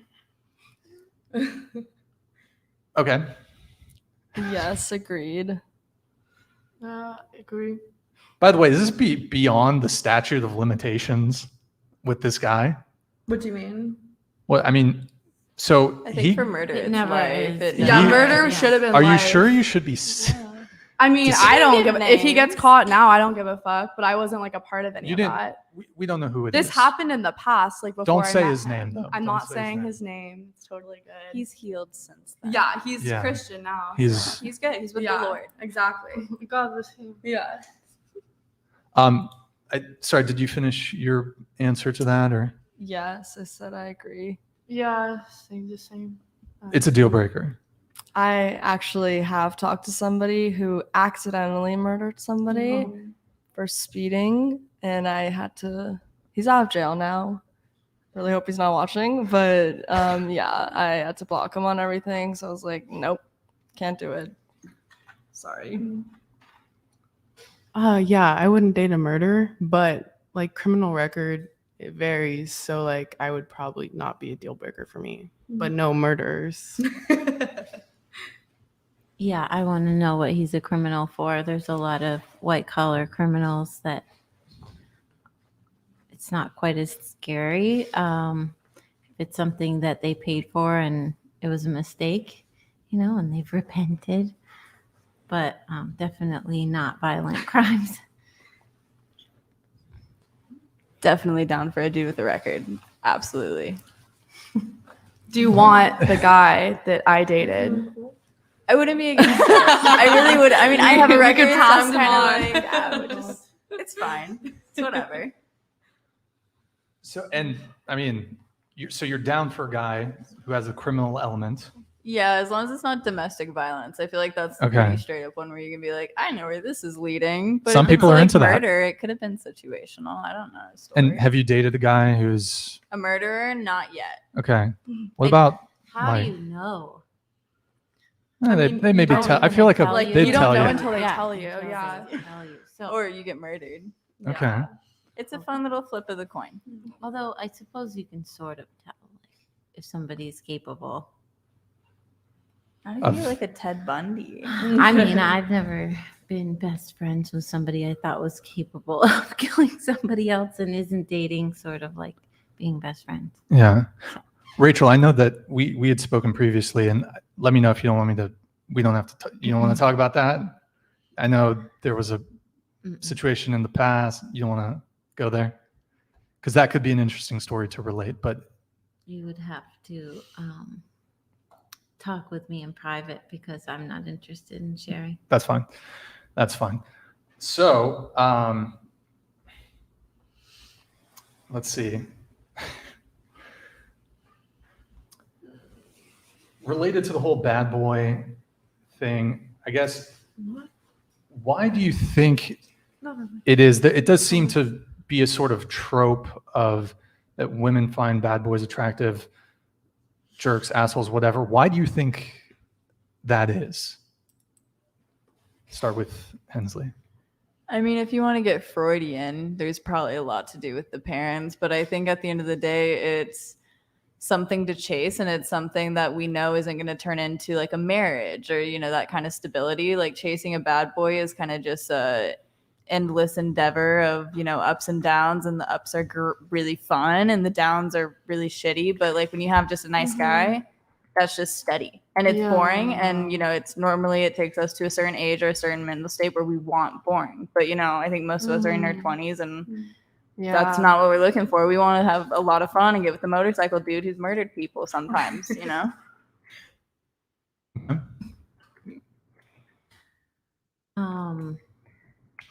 If boring means that they're reliable and don't stress me out all the time, then yeah, I'm over the bad boy or whatever. I mean, like, since I'm in a relationship, I really like steady and like trusting, but you know, it's not always like boring because otherwise I would break up with him. It's really fun and like it's so nice to be with someone you can always trust, but definitely having like bad boy vibes is daddy issues. So for sure. Yeah, I think like with the bad boy is just like it's a roller coaster. It's like up and down, and it's never stable. So I rather prefer have like serious relationship with someone that stable and I can communicate and trust. And also, I don't know, like with like boring, like I mean, it's nice to have something stable, right? Well, like, I don't know. I just rather go with a nice guy than bad boy. I'm so sorry. What was the question? Well, yeah, what was the question? Can anybody help me? I got a little Why do lost. girls go for bad boys? Yeah, why do you Yeah. think? I actually don't know. Because I don't necessarily, but I don't. Maybe for that chase or that feeling of like if he's mean to other people but nice to you, I get it. You feel special. So maybe something like that. Yeah, I feel like it just feels naughty and rebellious. It's kind of just like a cliche, you know, like the girl next door and then the bad guy. Okay. All right. Have any of you, I guess I'll add my 2 cents. So I think part of it is an excitement thing. And typically guys who are like more bad boys, jerks, assholes, whatever, it can sort of be viewed in the frame of confidence. Whereas like, I think a lot of women don't want that guy who's kind of too nice, you know, like it's a bit of a, almost a needy thing. And I think, and you could disagree with me. I do think generally women really want a guy who's confident. And That's true.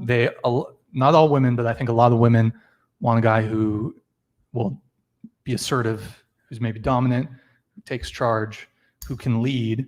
And if it's, if you're always like, you know, if the guy's always deferring to you on stuff, you kind of like, what's this guy going to do in a fucking zombie apocalypse? Like, what the fuck? So I think there's like, I also think there's they've done studies on this where they found that women do seem to find men, generally speaking, who display dark triad personality traits. So I think that's Machiavellianism, narcissism, and psychopathy. There is like, it is attractive.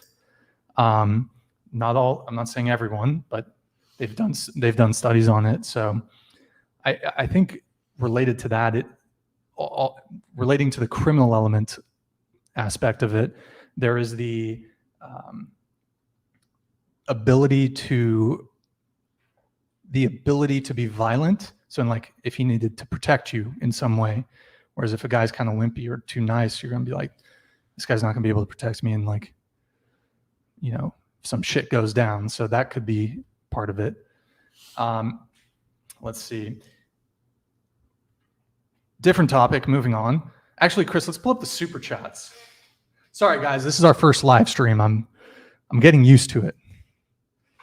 So, Chris, yeah, I think you said I missed a couple, right? Just we'll look at all of them. Whoa, dude, where's the beard? I know I was growing it for 9 months. I got rid of it. I kind of regret it, but yeah, I just need to change. But I'm going to grow it back out, so it's coming back. Will Smith, I think we got that one. Lucas Schlater, $4.99 super chat, or €4.99. Thank you, man. Super chat is not letting me use some words, and that is bad. The colorful hair lady is sexy. I think you're talking about Jane, right? He thinks so.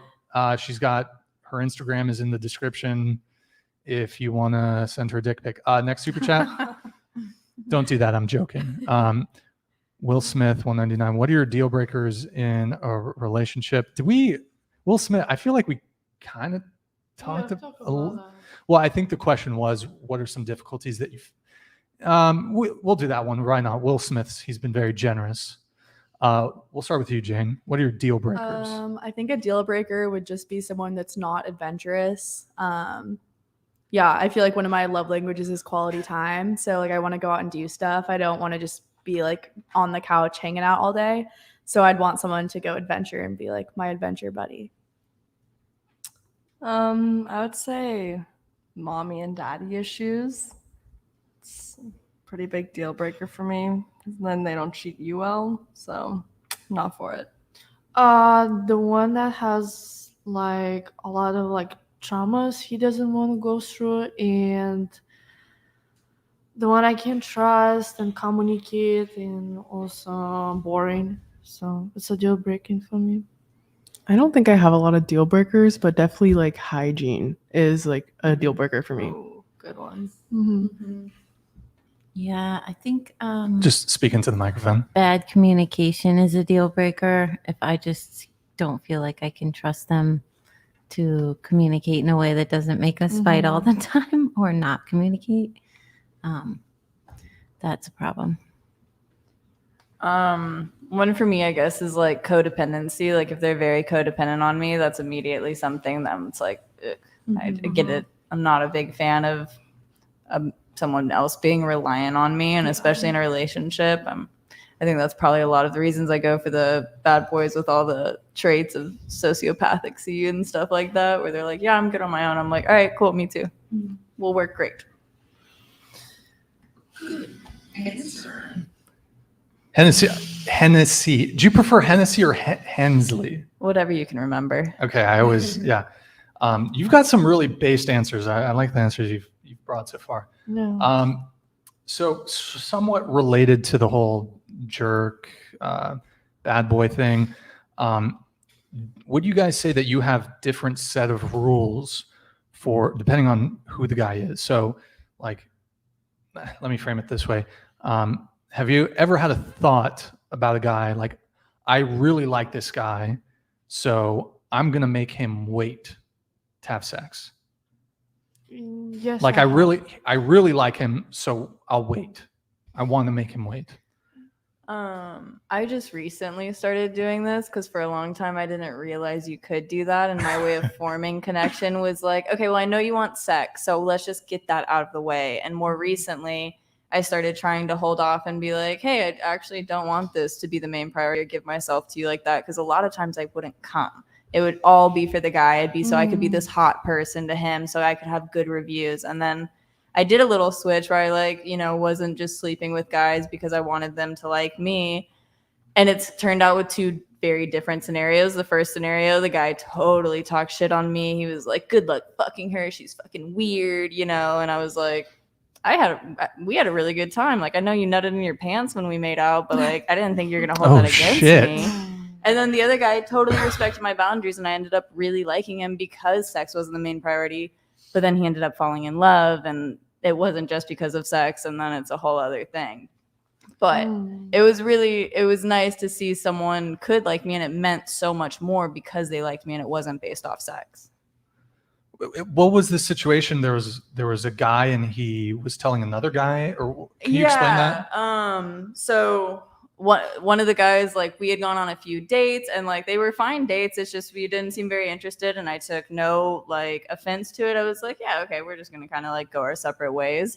And then one of his friends, like the second guy that I actually ended up getting with, was talking to him because they were friends, and he was like, hey, I think I really like this girl. Are you still talking to her? I just don't want to step on any toes. And he, without warrant, just goes off on this rant about how like I'm just so weird and like all this. And like even the guy like I ended up seeing after him was like, that was really weird of you to just bring up, and especially since like y'all are considered friends, like it like kind of hurt my feelings to hear that. But at the same time, I'm like, I don't really want to surround myself with ingenuine people, so it's just people showing themselves. So I was cool with it, but it was definitely something that I was like, oh man, like especially because he was the first one I was trying to test out the no sex thing on. I was like, man, guys really like that is such an important aspect to him.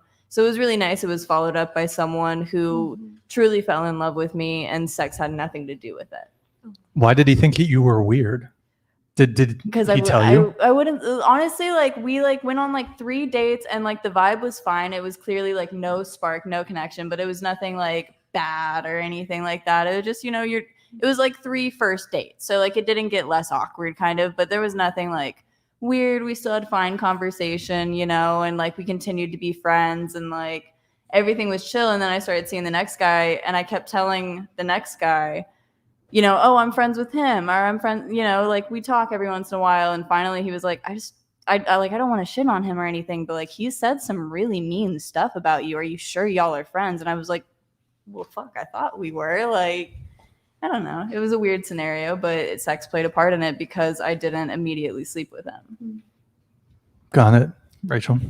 Can we go back to the question? Sorry, that was a long answer. Yeah. So the question is, have you ever had the thought about a guy, or you encountered a guy, you're like, I really like this guy, so because I really like him, you maybe actually hold off on having sex, whereas in other scenarios you might just have sex sooner? I guess I've always taken practice in pushing them away first. It's part of how it goes. I don't know. I suppose even at a young age, I got used to saying no for at least a while. Define a while. Couple till I days. feel like I know him. This Okay. wraps into an old question of ours, like, when is comfortable? Well, comfortable for me is when I feel like I know, I don't know, their family a little bit, or just not close, but I know how many brothers and sisters they have, or something about them makes me feel like I can trust them. So I'm just living that road. I also grew up in Vermont and in the woods, so give me a break, you guys. I'm not like 2020 material all the time. Okay. One question. So have you ever had a one-night stand? Like first time meeting a guy? With a stranger? What's that? With a stranger? Like, Yeah, that's what a one-night stand is. Yeah, right? like the first time whether it was there was a date, or you met at a bar or a club or anything, have you ever hooked up with the guy the same night that you met him? No, it just so happens that I've lived kind of a sheltered, quiet life. And so Okay. I liked the guys that I slept with first and knew them pretty well. And since I've moved out of my hometown, I still just don't feel like doing that with a stranger. So Okay. Got it. just so happens. I'm not against it. Like, there's definitely imaginary scenarios in my mind where that could happen. But Okay. the clouds haven't parted, I guess, for somebody to scoop me up like that, Okay. make me feel safe in one night. Got it. I guess it like depends on every girl's answer. I mean, everyone's gonna have a different answer, but I would personally wait like for a minute, like a long minute. Okay. Till I give it Maybe, up. yeah, I feel like the question's it's a bit of a difficult question to answer. Maybe I'm just going to reframe it here. So, how long do you typically wait before having sex with a new person? Very long. Like what? Like very long. Like months. Months, Yes. really? Oh, wow. Damn. So your current boyfriend was just tortured for months upon months. Okay, got it. Got it. But have you ever broken that? You know, has there ever been, there was that one night, foam cannon party, Cancun? Nope. Shout out Rolo Tomasi. Okay. Yeah, so me personally, I would wait for a guy and would get him know before giving know myself. And usually, I mean, it depends, maybe 5 days or months, because I want to know how this person feel about me and also get emotionally attached to him and know what his intentions are too. So basically, yeah, I would wait. If I really like him, I see him like as a boyfriend, I would wait. Or even I don't see, I would still wait. Okay. So you said 5 dates or a couple 5, months? 6, or- yeah, or 1 month would be fine Oh, too. wow. Okay. Yeah, I learned it. Wow. So yeah. So and, let me ask you this. Uh-huh. What is the shortest amount of time? I Like, think like Have 2 you had a one night days. stand? I had, yeah. Okay. So 1 or 2 dates. It's just like 1 or 2 dates. What's the or so. longest that you've The- made a guy wait? I guess like a couple, like 5 or 6 dates. Okay, that's that's reasonable. Yeah, Okay. that's reasonable, but I learned that you have to like wait and Sure. like know this guy before you know yourself. Right. Okay. I also wait a while before doing anything. I don't think there's a specific time frame. It's more about how comfortable I am with that person. And that's definitely changed. That's not how I always have been, but that's how I am now. And I'm just trying to find somebody that I actually can connect with and spend a lot of time with. So I'm down to wait. And if they're not down to wait, then they're not the right person. Yeah. So it's whenever I'm comfortable, trust them, they trust me. It goes both ways. So shortest you've ever waited? Shortest amount of time? I mean, it's in the past, it's been a shorter time, but Okay. No judgment. Judgment-free zone. Okay. yes. What's the longest? Like, yeah, months. Months. Yes. Okay. Got it. Yeah, I don't usually wait. To me, like sex and that compatibility is really important to a relationship. So if I'm having a good time with them, like maybe we'll go out to lunch and then just have sex after at one of our places. It doesn't have to be anything serious. It could just be for fun. And I think sex is just another way to vibe check the person, just like getting to know their personality. So yeah, I usually don't wait because I'll only go out with guys I'm attracted to anyway. But yeah. Okay. Got it. Got it. Chris, any super chats? Okay. $5 from I don't know how to say your name. The blue hair lady is also sexy. It seems like the chat is liking Jane. No, it's Andrea. Oh. Yeah, that's a girl. I'm the orange-haired bitch.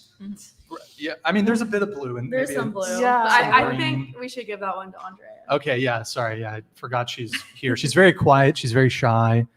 So yeah, we'll get her a microphone soon though. But next one, Bill Gates. I'm a bad boy. I stole from Steve Jobs. Here, let's ask you guys a question. Would you guys date Bill Gates? Very rich man, one of the Yes. richest men in the world. Yes. Yes. Maybe. Seems like a resounding. He's very wealthy. Yeah. Okay. He's wealthy, charitable, gonna die soon. So it's all perfect. Oh wow. Okay. Her. He's not that bad looking. He's kind of cute. Yeah, he's you know.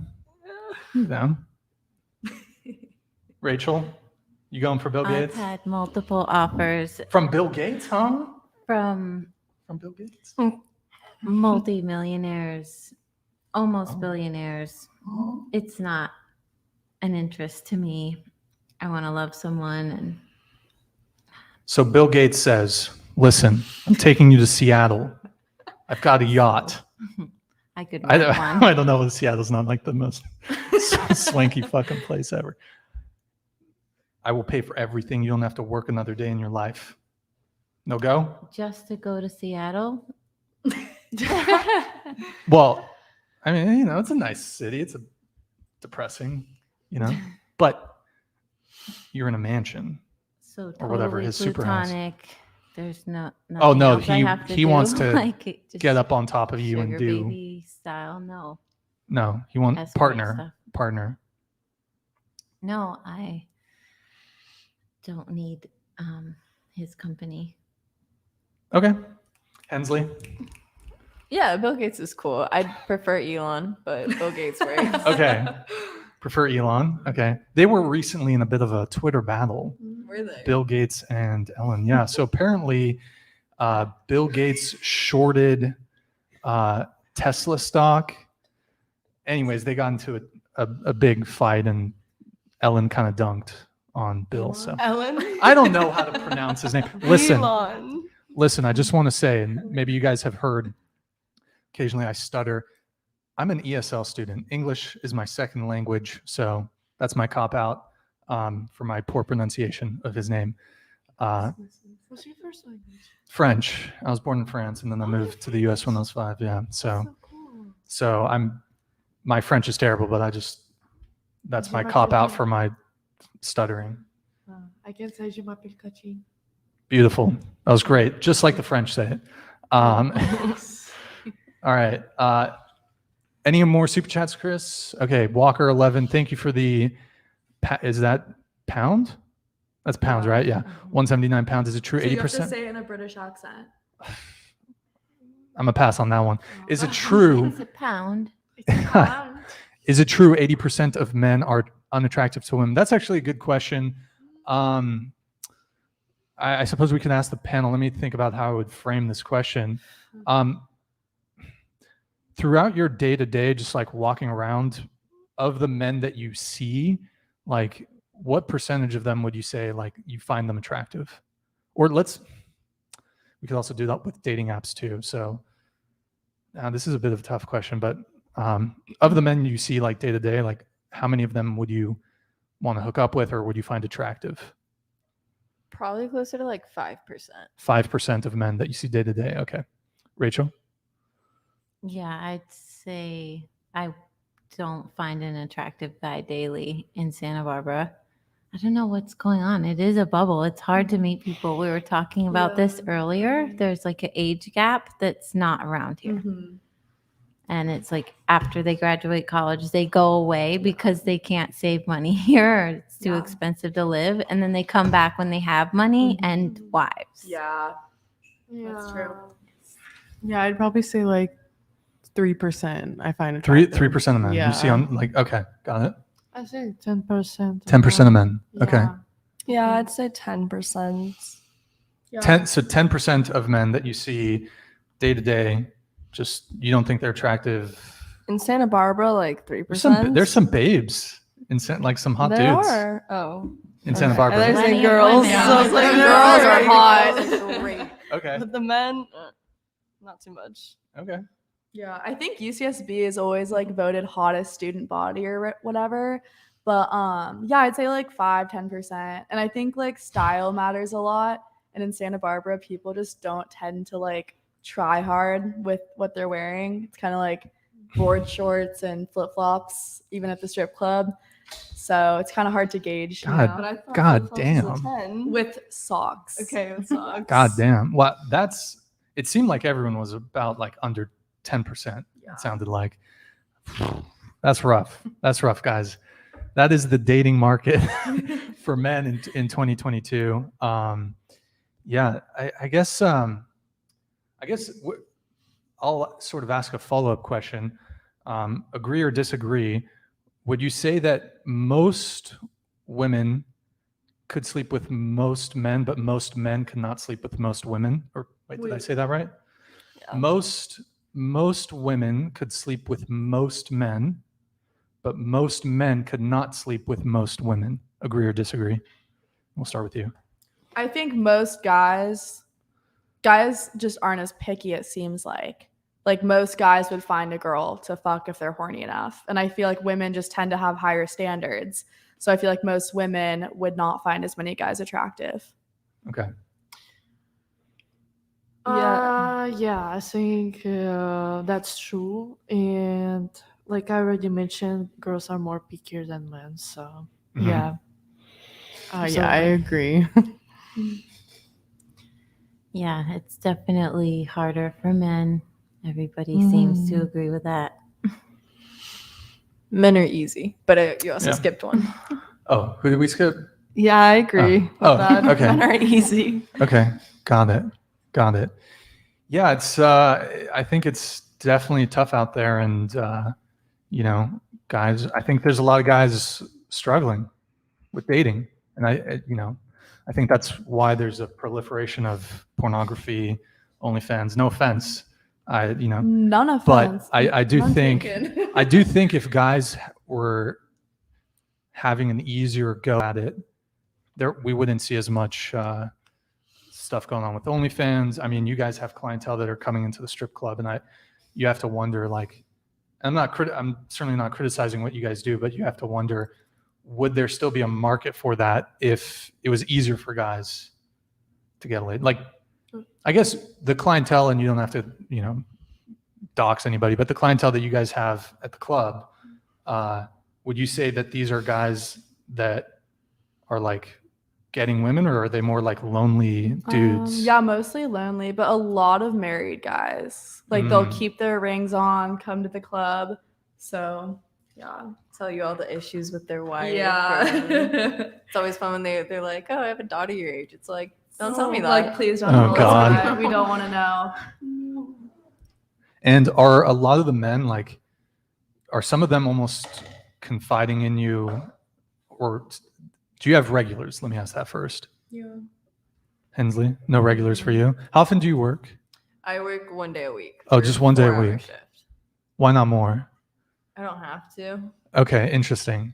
And Jane, how I often? work usually like 3 nights. Sometimes I tried doing 6 nights a week once, and I literally couldn't do it. Like the Okay. ick got too bad. Should we shout out the night that you're usually in there? Do you want people to come in and Yeah, come through on Thursdays. what time? I'm the early shift, so I do the 7 o'clock to midnight. This is the Spearmint Rhino in Santa Barbara, guys. I think anyone's in the chat, if there's anyone watching from Santa Barbara, Goleta, Isla Vista area, just let us know. But yeah, Hensley works Thursdays. Okay.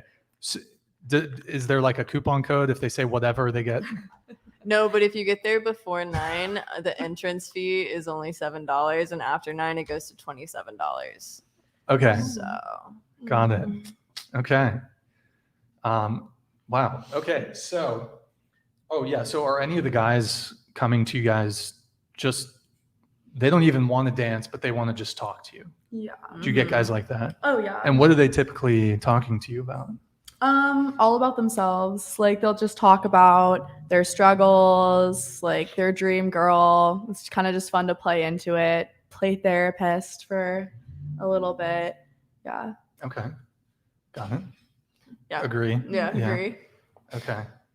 And have you ever dated a customer? And you know him. Yeah, I've dated a customer, which is like not allowed. And then we have a rule of like no boyfriends or like, anyone like that coming into the club. And once I broke up with him, he still came, and I had to get him like kicked out of the club and everything. And it was really dramatic. So yeah. Hensley? No. It always Never goes dated. bad. It always goes bad. But I mean, wouldn't you also just say like, are you turned off by the men that come and see you? Because like they're kind of, what's the term, tricking? Is that as wide as I can sound?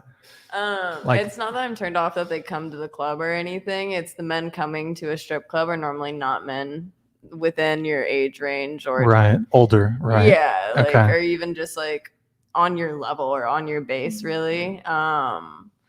So yeah, there's not a lot of guys that come in that I'd want to date, but I'm also very anti-relationship in general. Sure. So it's like I'm not at work looking for a relationship, even if they are attractive. Have you ever hooked up then with No. any customers? Okay. No. Anytime they ask for like my number or something, I'll be like, you get one number per dance, and then you give them a wrong number. Okay. I probably shouldn't be saying this since we just said what days I'm working. Does it go down in the champagne room? We don't have a champagne room. There's no champagne room. Okay. There is a private room though. We have a VIP and it's just a longer dance. You do the same stuff you would. You just get naked and dance, but it's not that kind of club. It's not that private. You're like, Okay. It's like a curtain. Yeah. Okay. You don't do that. Has anybody have you heard stories? Maybe not you guys, They but some of the always, other like girls. the guys will always try to like do more. But I feel like all of us are really empowered, strong women, and we have like the managers right there on our side, the door guy. Like I actually feel really safe when I'm at the club.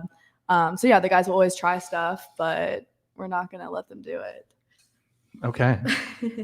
Is there any sex going on at the Spearmint? No. Okay. Just curious. Yeah. Just curious. Okay. Very interesting. Very interesting. Chris, super chats, right? Let's just finish up what we started. Lazar is broke. Tell him to get who's Lazar? Was he another chatter? Is that a war or just Yeah, don't worry. Oh man, there's some fighting in the chat. Come on, guys, we're a family here. Bill Gates, thanks. Call me. That was when we were, I think, talking about the Bill Gates thing. Niche Witch, thank you for $5. 7 Shure SM7Bs in the Stream Deck XL. This is a high quality production. Welcome back, by the way. Thank you. Thank you. Yeah, we've been working on this for, Chris, right? 6 months.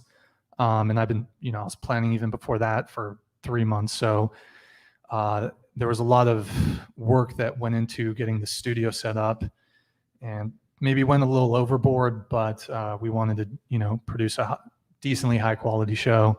So really appreciate the support. Thank you for the super chat. Bill Gates again with the $1.99. Bill Gates, first off, let me just criticize you a little bit here, Bill Gates, Mr. Billionaire with your $1.99 super chats. Come on, Bill Gates. I think also just we are getting a lot of lower super chats. Chris, I think from here on out, let's do 10 and up. We'll display all super chats, but for reading them, we'll just do 10 and up. So Bill Gates, sell some of your Microsoft shares. Would you avoid a guy if he used an Android phone? So basically, like their text messages come through green. I would definitely avoid. It's a red flag to me. Okay. I wouldn't. Like we discussed. Wait, hold on. Wait. We'll come back. It's a red flag if a text message comes through green. Yes. Okay, so if he has an Android phone. Yes, because I think iPhone's the best. Have a better quality camera and a lot of options. So, and I'm on Apple side. Okay. I would not think it's weird. Okay. I Jane? kind of would like it. Yeah, I feel like the only inconvenience is not getting the airdrop. That's like the only annoying thing. Yeah. Yeah. And like FaceTime would be annoying because you Yeah. can't do that, but it's fine. It is a bit off-putting when it comes to green. I will admit it wouldn't be a deal breaker for me, but it's a little like, what's going on? Well, we said yes to flip phone, so Android is I up there, mean, you know? Yeah. Rachel, I think you come through green. Do I? Do you have an Maybe I Android? didn't have Do you have an Android? service or- I don't know. No, I have an iPhone. And it's not a deal breaker for me. And I definitely think that if somebody had an Android, it would be a source of us joking. I'd probably make fun of them a lot until they switched. Yeah. Yeah, could be I fun. gotta agree with you. It's not a deal breaker, but it will be brutally harassed. Yeah. That's what I'm Okay. saying. Okay. Next super chat. Radioactive Panda, $2. Thank you. What is your dream job profession if not stripping? So for the two strippers here. I want to have my own show on like Viceland or something. And I also want to open my own dispensary. I probably want to start a rehab or a sober living, and if not that, a tattoo parlor or a combined of the two. Send the You come sober get so- people to my dispensary. After. All the people that relapse, I'm like, I got a great place. Yeah. Yeah. Oh, I don't think we mentioned that. Hensley does tattoo. Do you charge people, or is it just friends that you tattoo? Or It's a very low price. I only charge for materials because then I Okay. get practice in. So I'm like a scratcher tattoo artist, but I'm not bad. do you tattoo yourself? No, I'm picky about my tattoos. But you do have tattoos. yes, Okay. I do. Got it. Next one, Chris. Marcel Pete, $20 super chat. Thank you for the $20 super chat, Marcel. Much appreciated. By the way, I like your shirt in the thumbnail. I don't know if that's you, Marcel, but I'm in a wheelchair. I'm pretty attractive. Never had problems with getting a girl in the past. So what is it, the wheelchair or the sex? And is it shallow? What is it, a woman? Wait, Marcel, I'm going to have to apologize. I don't understand your question exactly. I'm in a wheelchair. I'm pretty attractive. Never had in the past. Are you saying that before you were in the wheelchair, you never had problems, but now that you're in the wheelchair, you're having problems? Also, I suppose you could be in a wheelchair and still be functioning sexually, or you could be paralyzed and have no function. So, Could I jump yeah. in? Yeah. Go ahead. Okay, so I actually dated a quadriplegic for like 8 months. So that means he basically got in a car crash and like lost mobility of his legs, but also mostly like of his arms too. So he was like, like pretty paralyzed, bound to his wheelchair. And yeah, that just like wasn't a deal breaker for me at all. Like we still had fun sex. And yeah, I mean, like it did make stuff like, I guess like different or like to some people hard. Like I had to drive. I like crashed his car once because it was like this big car, like there was a minivan to have his wheelchair go in, and I didn't want to drive it and I had to. So yeah, like I feel like it makes things harder in that sense. But I mean, he was a really cool guy, and the wheelchair never seemed to like I would have liked him either way, So I feel like you have hope. Okay. Does anybody else want to? It's not immediately clear what that question is. Marcel, if you want to post a regular comment, maybe just clarifying your question a bit, and we'll try to keep an eye out in just the regular chat and just clarify your question a little bit. Was there another super chat, Chris, or is that's it? Blake E, what's Jane's OnlyFans? So we have her Instagram tagged in the description. Do you have like a link tree on your? No, but I could just DM you or whatever, but it's sativa_blue. Sativa_blue. And there's one more super chat, right, Chris? Oh, big $50 donation, Nitchwitch. Thank you, man. Much appreciated. Really got to drop the air horn for you. I'd like to apologize on behalf of Bill Gates. What a stingy billionaire. Here's some support. $44 for Brian, and split the rest with your guests. Yeah, I'm gonna keep that shit. Fuck that. Sorry, guys. The microphones have to be paid for. But definitely check out their OnlyFans and whatnot. I'm stingy like Microsoft, and yeah, from now on, let's do 10 and over for the super chats. So let's do the next question. So Everyone says I'm capping, and like I'm really not, but well, was it like with the guy in the wheelchair? Was it a sugar daddy situation? no, he or is literally genuine? like he did like I don't want to say too much about him, like, but he like went to UCSB for grad school, and like we met in Santa Barbara, and literally like knew his mom, like dated for 8 months. Mhm. Yeah, I'm not Oh, wow. capping, but Damn. Okay. So I had a better version of this question, but and we're gonna start over here with Hensley. Have you ever had a hoe phase?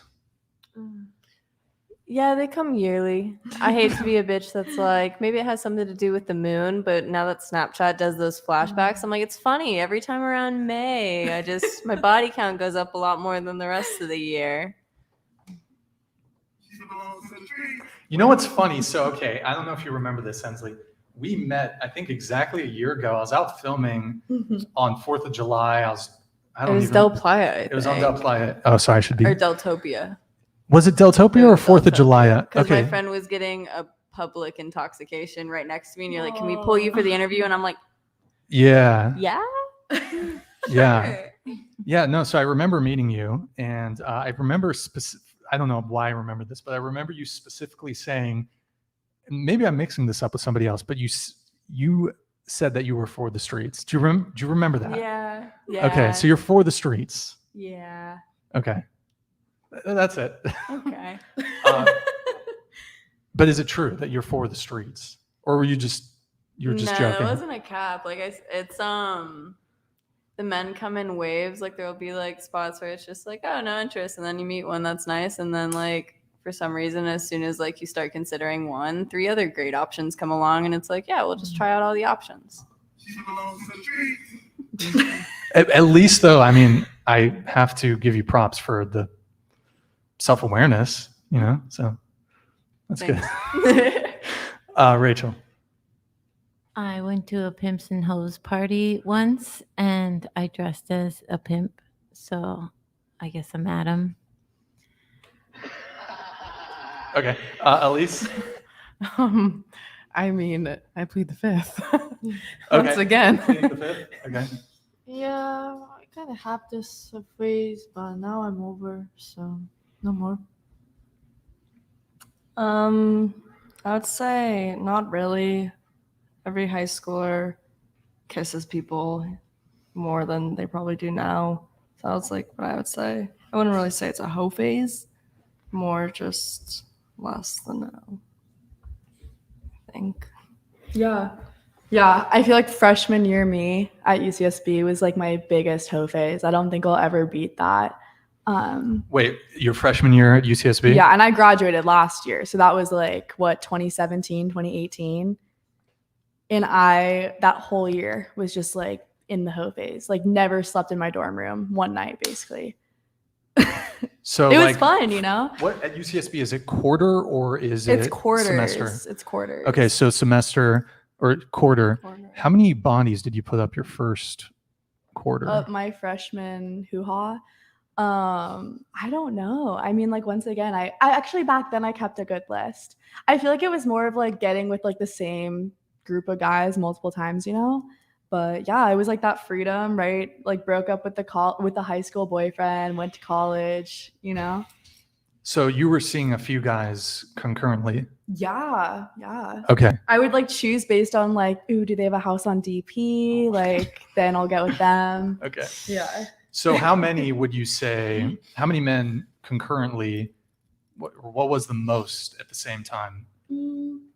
I mean, probably not more than like juggling like 4 or 5 guys at once, because you have to like keep up with them, Damn. Okay, that's a rotation. But also like, I don't know, back then I thought I was hot shit, and like I really wasn't actually back then. So it's the confidence. I was really confident when I was like 18.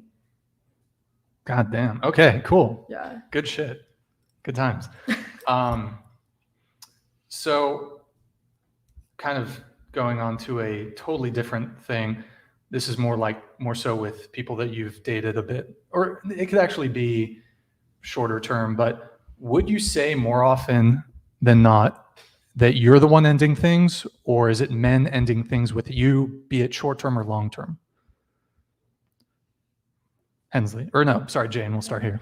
I feel like I usually end things before I know my heart's gonna get broken, which is like something I want to work on. But like, I feel like if I find it getting like too serious, I'll just end it. I'll get cold feet.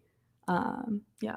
So more often than not. Actually, my last one, he ended it with me, and like I'm still sad. But if you could give it like maybe a percentage, like of the times there's been a scenario, again, whether it's short term or long term, where there's like a an ending. My last guy was like the first guy to end it, and I feel like my ego is still like crushed because I usually end it. You usually end it. So he Yeah. beat you to the punch? He beat me. We were in an open relationship, and he stuck with like the OG girl. She's cute, I'm not gonna lie, but I was never allowed to meet her, so Okay. I didn't like it. Got it. I mean, I haven't been broken up with, but I've had really good reasons to have to break up with somebody, which is kind of worse in my case because I got cheated on or like a really long relationship. So that hurts. So you have to break up with them. And yeah, I just end it when things get toxic or if they're controlling and it's just not good for my mental health. Yeah. So overwhelmingly, you say you're the one who ends things. Yes. Okay. Yeah, same here. I usually the one that ends things, or if a guy ends is just it's rare. It's usually me. Okay. I really never got in a relationship where someone had to break up or anything. Like it's never that deep. This is like my first relationship where it's actually like boyfriend, girlfriend. Okay. Mm. So, but has there ever been any short-term things where like there was some communication like, hey, it was nice meeting you, but I don't think it's going to work, or I don't want to see you anymore? No, not really. Okay. It's usually just like over text and Got then it's it. like, oh, we don't see each other. Or just a ghost? Mhm. Okay. Rachel? Oh, I hate being a heartbreaker. I don't want to admit it. I've never been broken up with, but I'm single right now, so that tells you the answer. And how many people, well, ballpark, how many people have you broken up with or ended things with? I think I've had maybe 5 or 6 actual boyfriends, Okay. so that's how many. But some of them just naturally ended. Just speak into the microphone. Some of them just naturally ended, so sometimes it's amicable. Okay. It's not always too much of a heartbreak. Got it. I would say when it comes to relationships, because I'm not a big relationship person, if it's a relationship, I get broken up with. And then, but if it's like casual, I'm the one who ends things. Okay. Got it. Got it. Yeah, I'll actually answer the question. I would say that yes, for me, I've broken up or ended things with a couple girls, but probably the majority, I got dumped. I'll take the L. I'll admit it. So I definitely do think there's an interesting difference there. And I do think they report that something like 80% of divorces are initiated by women, which is maybe, I don't know. Guys, don't get married. Okay. So let's see. That guy's right. We do need an energy drink. I know. I want some. I'm feeling. If a anyone little, wants to tip us so that we can buy some weed. And Oh, smoke. boom. There you go. Oh, sesh after this? Yeah, a little sesh after this. Yeah. We could podcast that too. So here's a common trope I see in dating profiles, dating apps. Just a show of hands again, who's currently on a dating app? Woo! Me. Rachel? No? Okay, so here. What do girls mean when they write, "Take me on an adventure"? Oh, cool, dude. Something What does outdoors. that mean? Yeah. Going outdoors. Outdoors or That's something. an A fun- adventure. Maybe a fun Go on a date. road trip. Do something fun and Yeah, cute. yeah. Don't just sit on Netflix and chill. Well, that is just chill is boring. I'm the type of girl that would say that, and I feel like it's like hot springs hike or like it has to be something that it's the highlight of their week. They're like, oh my god, like I worked all week and then this guy took me to do this fun thing. So not like dinner date or like movie. Like it has to be something bigger, Like Okay. unique. like snorkeling. Okay, got it. Or like skydiving. Hold on, skydiving? Yeah. Oh, It that's would a be good cool. one. Oh, I'd here's be down. here's a good question. What is the most overly elaborate or like extravagant first date, first time meeting up that a guy's ever done or taken you on?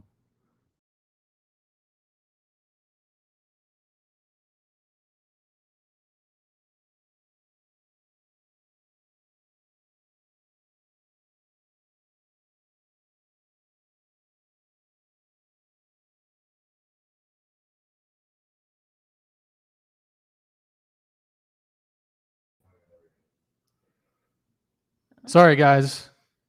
Technical issues. I'm pretty sure they heard the question though. So, Hensley, we'll start with you. Could you repeat the question? Yeah. So, what is the most overly elaborate or extravagant first date a guy has ever taken you on? And sort of a secondary question: have you ever been flown out? Could I get the cricket sound effect? Thank you. I haven't been on very elaborate first dates. Not that okay. I can think of off the top of my head. And So definitely just like never flown anywhere. I hear about those dates and I'm like, where are you meeting them? That sounds so fun. Has a guy ever offered to fly you out anywhere? Maybe, but nothing that was taken seriously. Like that's another thing is like you get a lot of these grand gesture offers, but none of them are serious. It's just an attempt to get you talking to them because they Right. think their personality is going to win you over. Got it. Normally doesn't if they start by lying about trips to places, but Got it. Okay.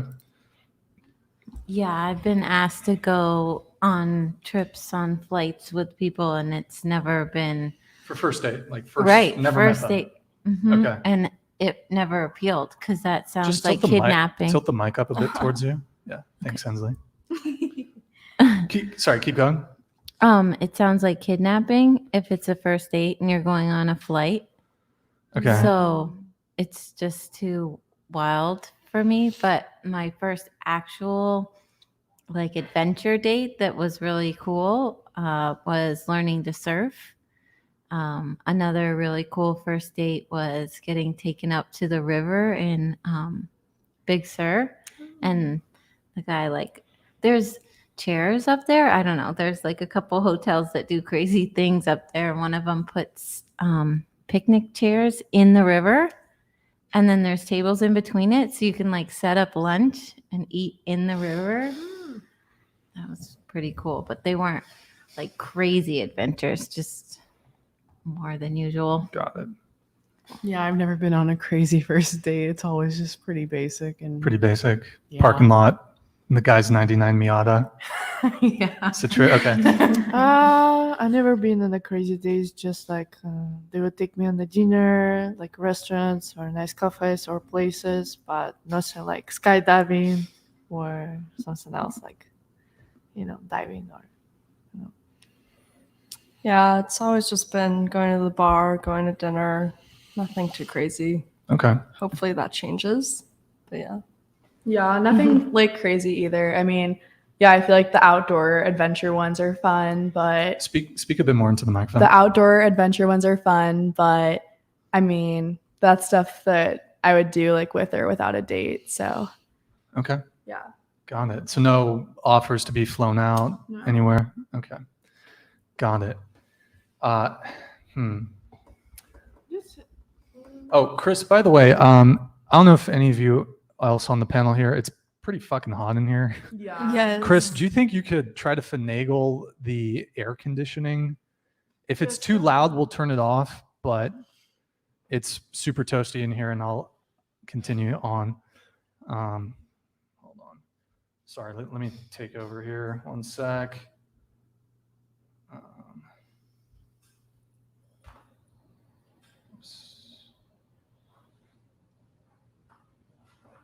And did you lower the temp? Yeah. Okay. It might.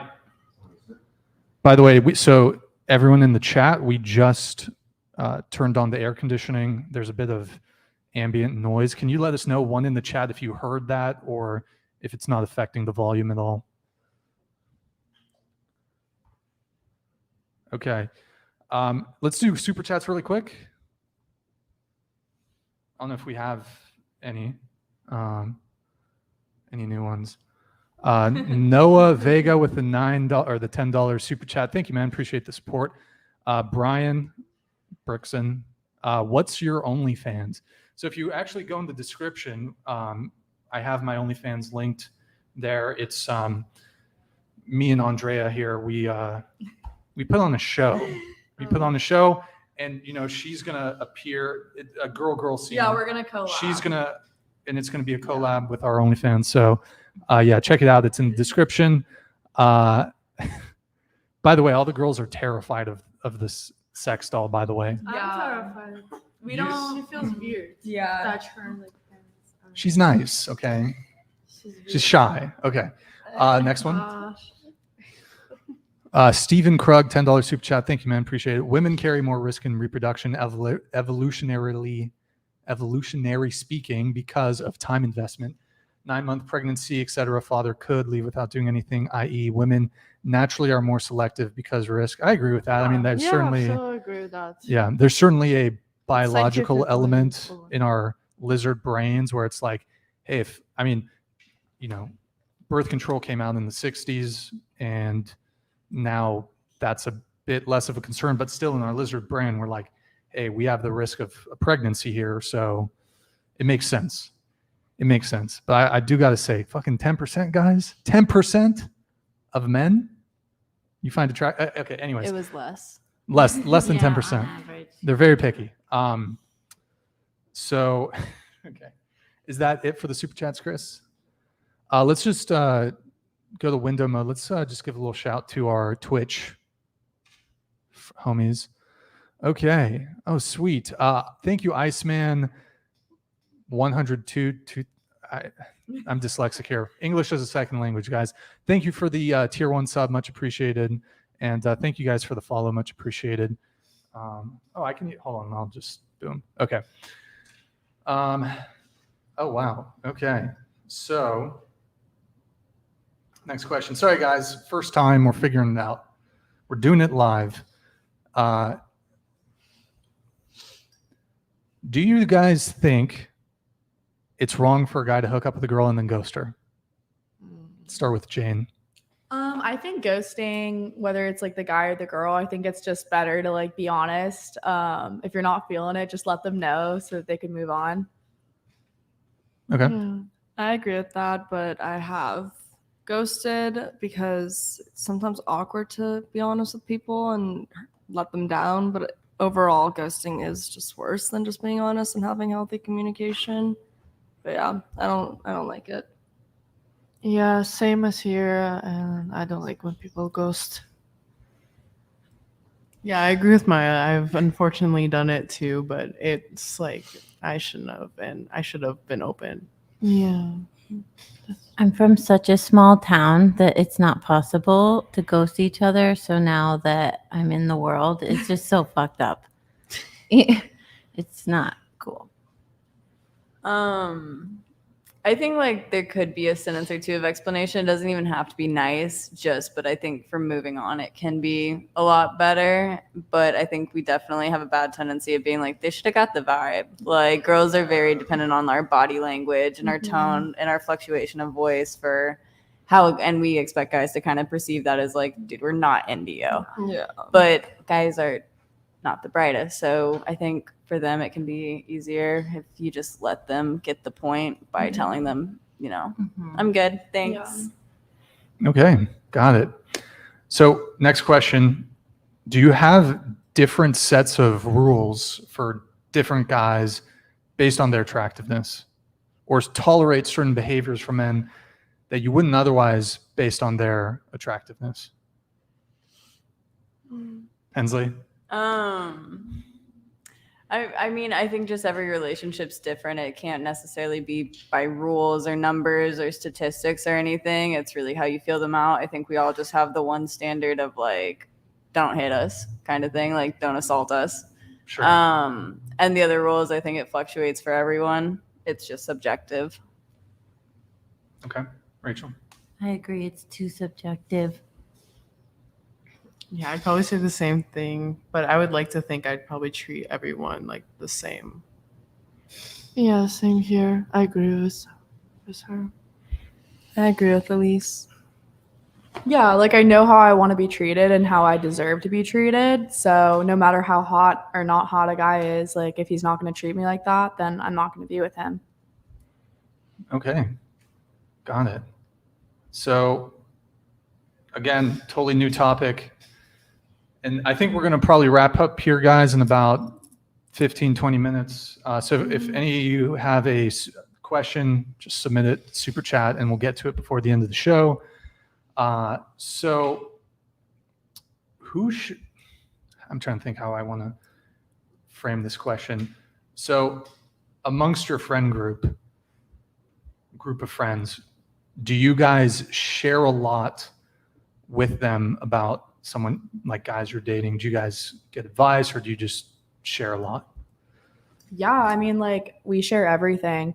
Like, before one of us goes on a date with a new guy, we'll share our location, you know, like, just to make sure we're safe. We'll FaceTime about it afterwards.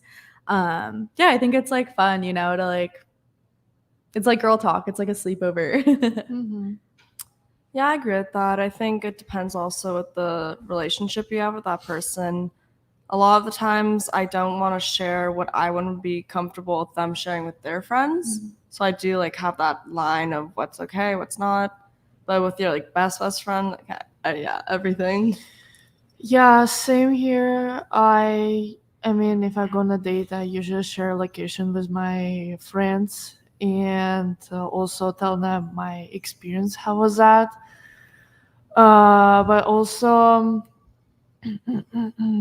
I'm trying to like stay safe and anything could happen on the date. So Yeah, I keep like only best friends, like really close people in my life. So I share everything about the date, like their name, Everything. what the friend's willing to hear. Okay. So Yeah, true. I don't want to say too much, but I do tell my girlfriends a lot, especially the ones that are still back in Vermont, and we're staying in touch and whatever. What's the harm? I share with my friends either the really good experiences or the really bad experiences, except for my best friend, Natalie. She gets all of it. And I'm sorry, Natalie. Okay. And so how quickly, and this could be an assumption, but how quickly after the first time you've hooked up with a guy, within 24 hours, do your girlfriends know the size of the man's penis? Yes or no? Does it curve? Does it curve in a certain direction? Like I said, if it's either really good or really bad. Okay. So they know then. If it's in one of the extremes, yeah. But if it's just an average. So if it's a large penis, yes, or a they will small be penis, informed. they will know. Okay. Yes. Okay. can I say? Or Right. Go Okay, ahead. okay. Yeah, I think I would share with only my very close people, like close bestie friends, Okay. if they ask for sure. So Okay. I think probably if you asked, I don't see why I just say it. yeah, Unless it's like, as she said, really good, really bad. Sure. Probably say something, but yeah, more if you ask. Yeah, I guess like what Hensley said, like if it's crazy big or like really teeny, like I definitely talk about it. If not, If it's average. if it's like- average, it's average. Like you don't talk about average things, you know. Okay. Do you guys ever get nervous about what details a man that you're dating or even hooked up with might share with his friends? I mean, honestly, guys don't really talk to their guys about that. Like, That's true. I asked my That's boyfriend, true. like, do you say anything? Because, like, honestly, I do. But he's like, I really don't say it. Like, they're pretty respectful. If they're in a relationship, like, it's super respectful. But if it's not a relationship, I don't think they, like, over-explain because boys are just not like that. yeah. It's respectful, but it's also like dangerous, right? Somebody could steal you away if they like talk too good about you, which is what I was going to say about the last question. Like, I never talk about my boyfriends or somebody I'm with, especially if it's really good, because then it's just like a wet dream for whoever else. And that's not right. You go. Wait, I forgot the question. Sorry. Yeah, so the question. Do you ever, like, I guess, let me also kind of maybe reframe it. Would you be nervous about a guy or uncomfortable with a guy you're dating or hooked up with talking to his guy friends in the same way that you talk to your girlfriends in terms of disclosures? I think it depends on who, because I've been with somebody who I'm really close with friendship wise, and I'm really close with his homies. So like in that case, yes, it's kind of weird for like your brothers to know specific information about you. But other than that, I don't really care. Okay. As long as it's good. Got it. Stuff. If it's not, then yes, I care. Yeah, I mean, especially as like someone who's open about sex work, I feel like often guys will brag to their guy friends after they get with like me or like one of my coworkers, and I don't know, I feel like that's kind of lame. Like if you're just like bragging about fucking a stripper, like I don't know, like that stuff's lame to me. But if they're gonna just like talk about like what they did with me or whatever, I'm talking about it too, so like that's fine. Okay, got it. So I'm gonna give at least my take, and I think the guys' take. We don't say shit, really. I think if a guy friend was, they don't even know who I'm seeing, dating. They probably don't know their names, unless it's like super long term. They might not know. If a guy knows that I was on a date somehow, he might be like, "How'd the date go?" And I might just be like, "Oh, it was good. That's it." Or it was bad. Like that's it. Even if we hook up, like I'm not gonna talk about her labia and shit. You know? I don't know. I do think it's maybe, and it's sort of just taken for granted, I feel like, but to me it seems a bit lack of discretion. Because like, damn, this girl, like she knows all this shit. Like her friends know. And I'm like, Yeah. Like I don't know her in that way, but she knows. Anyways, whatever. So, but would you guys, I guess, follow-up question, would you be upset if a guy was like, yeah, her pussy smelled bad or something like that? Well, going back to what you said, first of all, let me just say, like, if my boyfriend was like, don't talk about it, like, I wouldn't. Like, it's also about respect. And I'm sure we wouldn't say anything if the guy said, like, hey, like, I'm uncomfortable, like, with you sharing this. Like, I would never do that to someone. Yeah, same here. Okay. I feel like I wouldn't share. At least someone like one of my best ask about that. And secondly, I feel like guys don't really overshare things. And if you even gonna like share stuff like something like bad about me, yeah, I think I would be upset. Okay. Got it. I think I'd just be embarrassed, honestly, if they said something. But like, I went on a date the other day and I was texting Elise the entire time, just keeping her updated. So I can't really be hypocritical and say I care about them saying something, but I can say everything. Right. So, you know. Okay. Yeah. Got it. I think we're going to do maybe the last question here. Or actually, before that, Chris, do we have any? No, we'll actually save these super chats for the, I think for the very, very end, and then we'll wrap up. So who would you guys say, when it comes to dating, who has the burden of initiative when it comes to dating, men or women? When you say burden of initiative, like who has to ask out who? Yeah. I mean, I've definitely been confident enough where if I see someone, I'll walk straight up to them and start the conversation. I have no issue with that. But if it's also like a mutual situation, like I just got into one where we were both talking, it was very flirty, and I was like, yeah, we should hang out. And we both followed each other on Instagram. I wasn't texting him first. Like I was like, no, I want you to text me first for sure. Yeah, let me actually just reframe the question. So do you prefer it when a guy takes initiative? And I think you kind of answered that. So Oh yeah, for sure. Rachel? Yes. Okay. Yeah, I also prefer, but I have no problem starting either. Okay. Yeah, I prefer when the guy texts first. Yeah, I like confidence. So yes. Yeah, I mean, like you want to feel wanted, but also like it's kind of cool. I feel like as the girl, I feel like it stands out if you do text first or like make the date, just because I feel like that's like kind of non-conventional. So then guys will remember you more. Okay. Got it. Yeah. Is there? Never mind.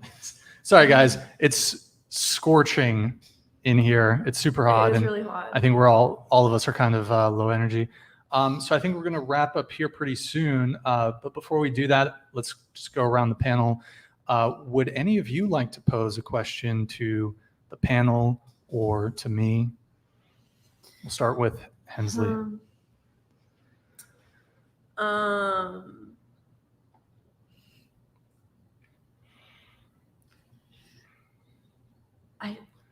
Do guys worry about labia size?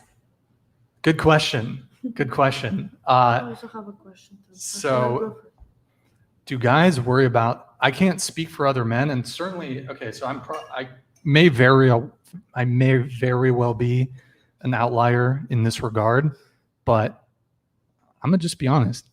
I actually kind of like a girl with a bit of labia, some big lips, you know what I'm saying? I'm a fan. I'm a fan, and I think, and actually I'm announcing this right now. Thank you, Hensley, for and we just, everyone know this was not pre-planned. I'm starting a nonprofit organization called the American Network Against Labiaplasty. Okay, anal for short. And I think it's unfortunate, and I'm kind of joking around, but I do think women get shamed for if they have a large labia, and I think that's unfortunate because that's something you're born with, you can't change. In a similar vein, I don't think we should be shaming guys if they have a small peen, small peen solidarity. But I'm average, okay? I'll admit it, average. But so I would say I actually like, not to say that I wouldn't hook up with a girl if she had the normal, well, let's not say normal, but like smaller labia, I guess. But I'm a fan. I'm not going to lie. I'm a fan of the large labia. And I do think it's unfortunate that there's a lot of shaming language, like, there's beef curtains, meat flaps. So labia love, that's my message. But I think most guys are just, there's definitely some guys out there that'll shame a girl for that. But I think most guys are just like, happy to be being intimate with somebody, so. I also have a question. We'll come to you. Related to her thing, or It's a different. okay, we're just gonna go around, but we'll get to you. Rachel. Does anyone think that there's long-term damage in the relationship if the relationship becomes open? And then maybe when you get older, there's not as many options, because this is really common. Moving from New England to Southern California, I come up against it a lot, where open relationships are really casual and predominant, actually. And so I'm not really sure whether I'm old school in thinking that there could be potentially long-term damage, that you could never really close it in the future when you're older. But so are you saying that think? it can be cause like psychological harm to be in an open relationship, or I'm just trying to, any sort of damage that makes you not last the ages because you opened your relationship? Or do you think that it's totally closable again? And I don't know, what are people's thoughts on open relationships in the long term of like a whole lifespan? okay. I'll let the rest of the panel answer, and then I'll give my answer. I think a lot of people who are like very pro monogamy or like anti open relationships, it's funny because then they'll cheat. You know what I mean? Mhm. Like, open relationships are there for a reason, and they do have a lot of potential, but they're just as much work and just as hard, I think, as monogamy. Because there does have to be a lot of open communication. There are going to be feelings of jealousy, like, no matter what. But they also, I think, are becoming really popular because they have a lot of potential in them. I'm pro monogamy, but I'm also open to like open relationships. Like, I'm not closed off to it. Like, we're so young, and like, I know I don't want, my boyfriend's probably not going to be interested like that in me like my whole life. Like, we're going to be alive till we're like 50, 60, 70, whatever. So like, I'm open to like trying something new always. So I have a question. So Before we get to your question, so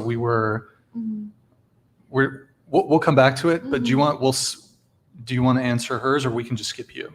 no, she just came. So Okay, do you want to go ahead? I'm not against it, but I am the jealous type, and I personally don't think I could do it. I think I would go a little crazy and just get a little jealous. So for myself, I wouldn't do it. I think that would harm me mentally.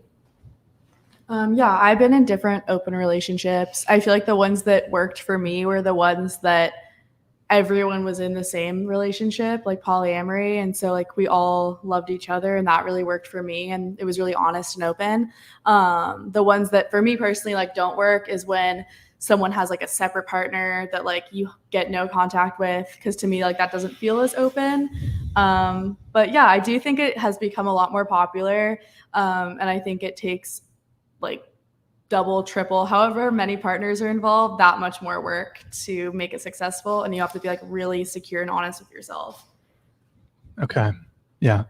Thank you. So I'll answer the question. So it's do open relationships cause harm to the relationship if it were to close again, or just I mean, I think if you're in a monogamous relationship and then you open it up, if I was dating a girl and it was monogamous and she came to me and she said, I want to open this up, she's done. Just, it's over, you know? Like, that's a bad sign. I think that's a bad omen. Like, I'm breaking up with her. Can I ask why? Why does she want to open it up? I mean, essentially she'd want to She wants to sleep with other men. What if she wanted to add a woman? Yeah. I'd rather disappoint only one woman at a time, you know, the whole threesome thing. But I mean, I suppose I'd be okay with that. If it's a woman? If it's, yeah, why not? Do you think it's like you wouldn't be threatened by another girl, but you'd be threatened by another guy? Oh, I would never have a threesome with another guy. Like not even threesomes, but open. Like if she wanted to go off and have a separate relationship with another woman, you'd be fine. No, but she not. couldn't. I wouldn't be okay with that. Oh, okay. I wouldn't be okay with it. I mean, I think it really comes down to just the couple being able to come to a mutual understanding and agreement. If that's what they both want, fine. But I mean, I don't recommend if your girl comes to you and she's like, I want to open this relationship, bro, fucking. Yeah. She already has someone lined up. It's over. Like it's done. Like she ain't feeling you anymore. Anyways. Yeah. Sorry, Elise, if you have a question or. I mean, no. For the panel, okay, go ahead. Yeah. Yeah, I have a question. Sure. So when a guy hit a girl, have a sex in the first date, does he lose interest? Does he lose interest? After he had sex with her. Okay, so you're asking me, just me as a guy. guy. Okay. Yeah, as a guy. Yeah, so I think I'm maybe a bit of an outlier on this one. So if a girl sleeps with me on the first time, I'm not gonna be like, oh, she's not worthy of relationship or commitment. There are some guys though, if you hook up with them too quick, they're gonna feel a certain type of way about it. They might not take you seriously. For me, I don't think that's really an issue. It wouldn't be a deal breaker, but there could be potentially other things that are problematic, like if you're annoying, then yeah, maybe I wouldn't be interested again. But yeah, and also, I mean, I don't know. I don't need to sleep with the girl on the first day. If it's the no, it's just a second or question. third. Yeah, just a question. Yeah, it's kind of a tough spot because on one hand, if you wait too long, then the guy might just be like, I don't want to wait, find somebody else. And then, or he does wait, and then you hook up once, and then I don't know if any of you guys have had that experience where you wait, you hook up, and then that's it. So you are kind of in a tough spot where it's like, is he gonna want to continue seeing me? And so yeah, but for me, it's not. I don't mind. I typically typically I'll wait till like the second date. But yeah. Could I step in for a sec too? What my grandma always said is like, especially with like when you sleep with a guy on the first night, even if it's not something you do a lot, men have a tendency to never think they're special. So they think if you do it with them, you do it with everyone, and they build this. Yeah, that's what I heard too. That's It what could- happens. It could also be though that you found him so incredibly charming and attractive that you broke a rule for him. So it could be viewed that way. Yeah. So it could also be flattering, like, oh, normally, I mean, how would the guy know? But so it could also be viewed in the flattering way, like, oh, she's so into me, whatever. But I don't really have any questions. okay, Jane. Yeah. I guess like because this is your first podcast ever, Yeah. what is something you'd want to try next time? Try next time. Or like what's something like what did you learn from this very first podcast that you'd like take with you? Okay, yeah, good question. Thank you. A couple things. Put the air conditioning on first off. It got very toasty. I think I would have liked to have a mouse so I could be better prepared. Be a little bit better prepared with the questions. You know, it's first time, so this is new to me, and I definitely appreciate your guys' patience just with everything. I definitely want to add some different sort of segments to the show besides just asking questions. I think it could definitely be interesting, since it is a dating and relationship show, would be to like somehow dive into the, like, have a girl like connect her, well, maybe not connect her phone, but take screenshots of the dating apps. And then we could like do some sort of review or something. That could be fun. But I want to get more tuned in with the soundboard and get some more sounds going. But yeah, I'm still figuring it out. So yeah, it's just going to be a learning experience. Yeah. But yeah, Chris, do we have any super chats? Brian needs a co-host. I agree. I mean, I do think I want a co-host, but Chris? No super chats. Okay. Are you sure? It looks, I don't know if we have someone on Twitch though, give you 100 bits. Oh shit. Okay, yeah, just pull up the Twitch really quick. Oh shit. Oh, it looks like he cheered like 600 bits. Progressive alter ego. Hey man, thank you for the bits. Really appreciate it. Thank you for the support. All right, guys. Well, why don't we bring it back to that is it for the show. Thank you guys so much for tuning in. Really appreciate it. It's our first show. We're still figuring out the kinks. We're aiming to switch to tri-weekly. So we're going to be doing Sunday, Tuesdays, Thursdays, 7 p.m. I'm not sure if we're going to immediately get into that schedule, but that's sort of the end goal. Sunday, Tuesday, Thursdays, tri-weekly. Thank you guys so much for tuning in. Be sure to like check out, give the girls on Instagram a follow. There are links in the description of the video. And thank you guys for tuning in. And yeah, have a good rest of your night. See you guys.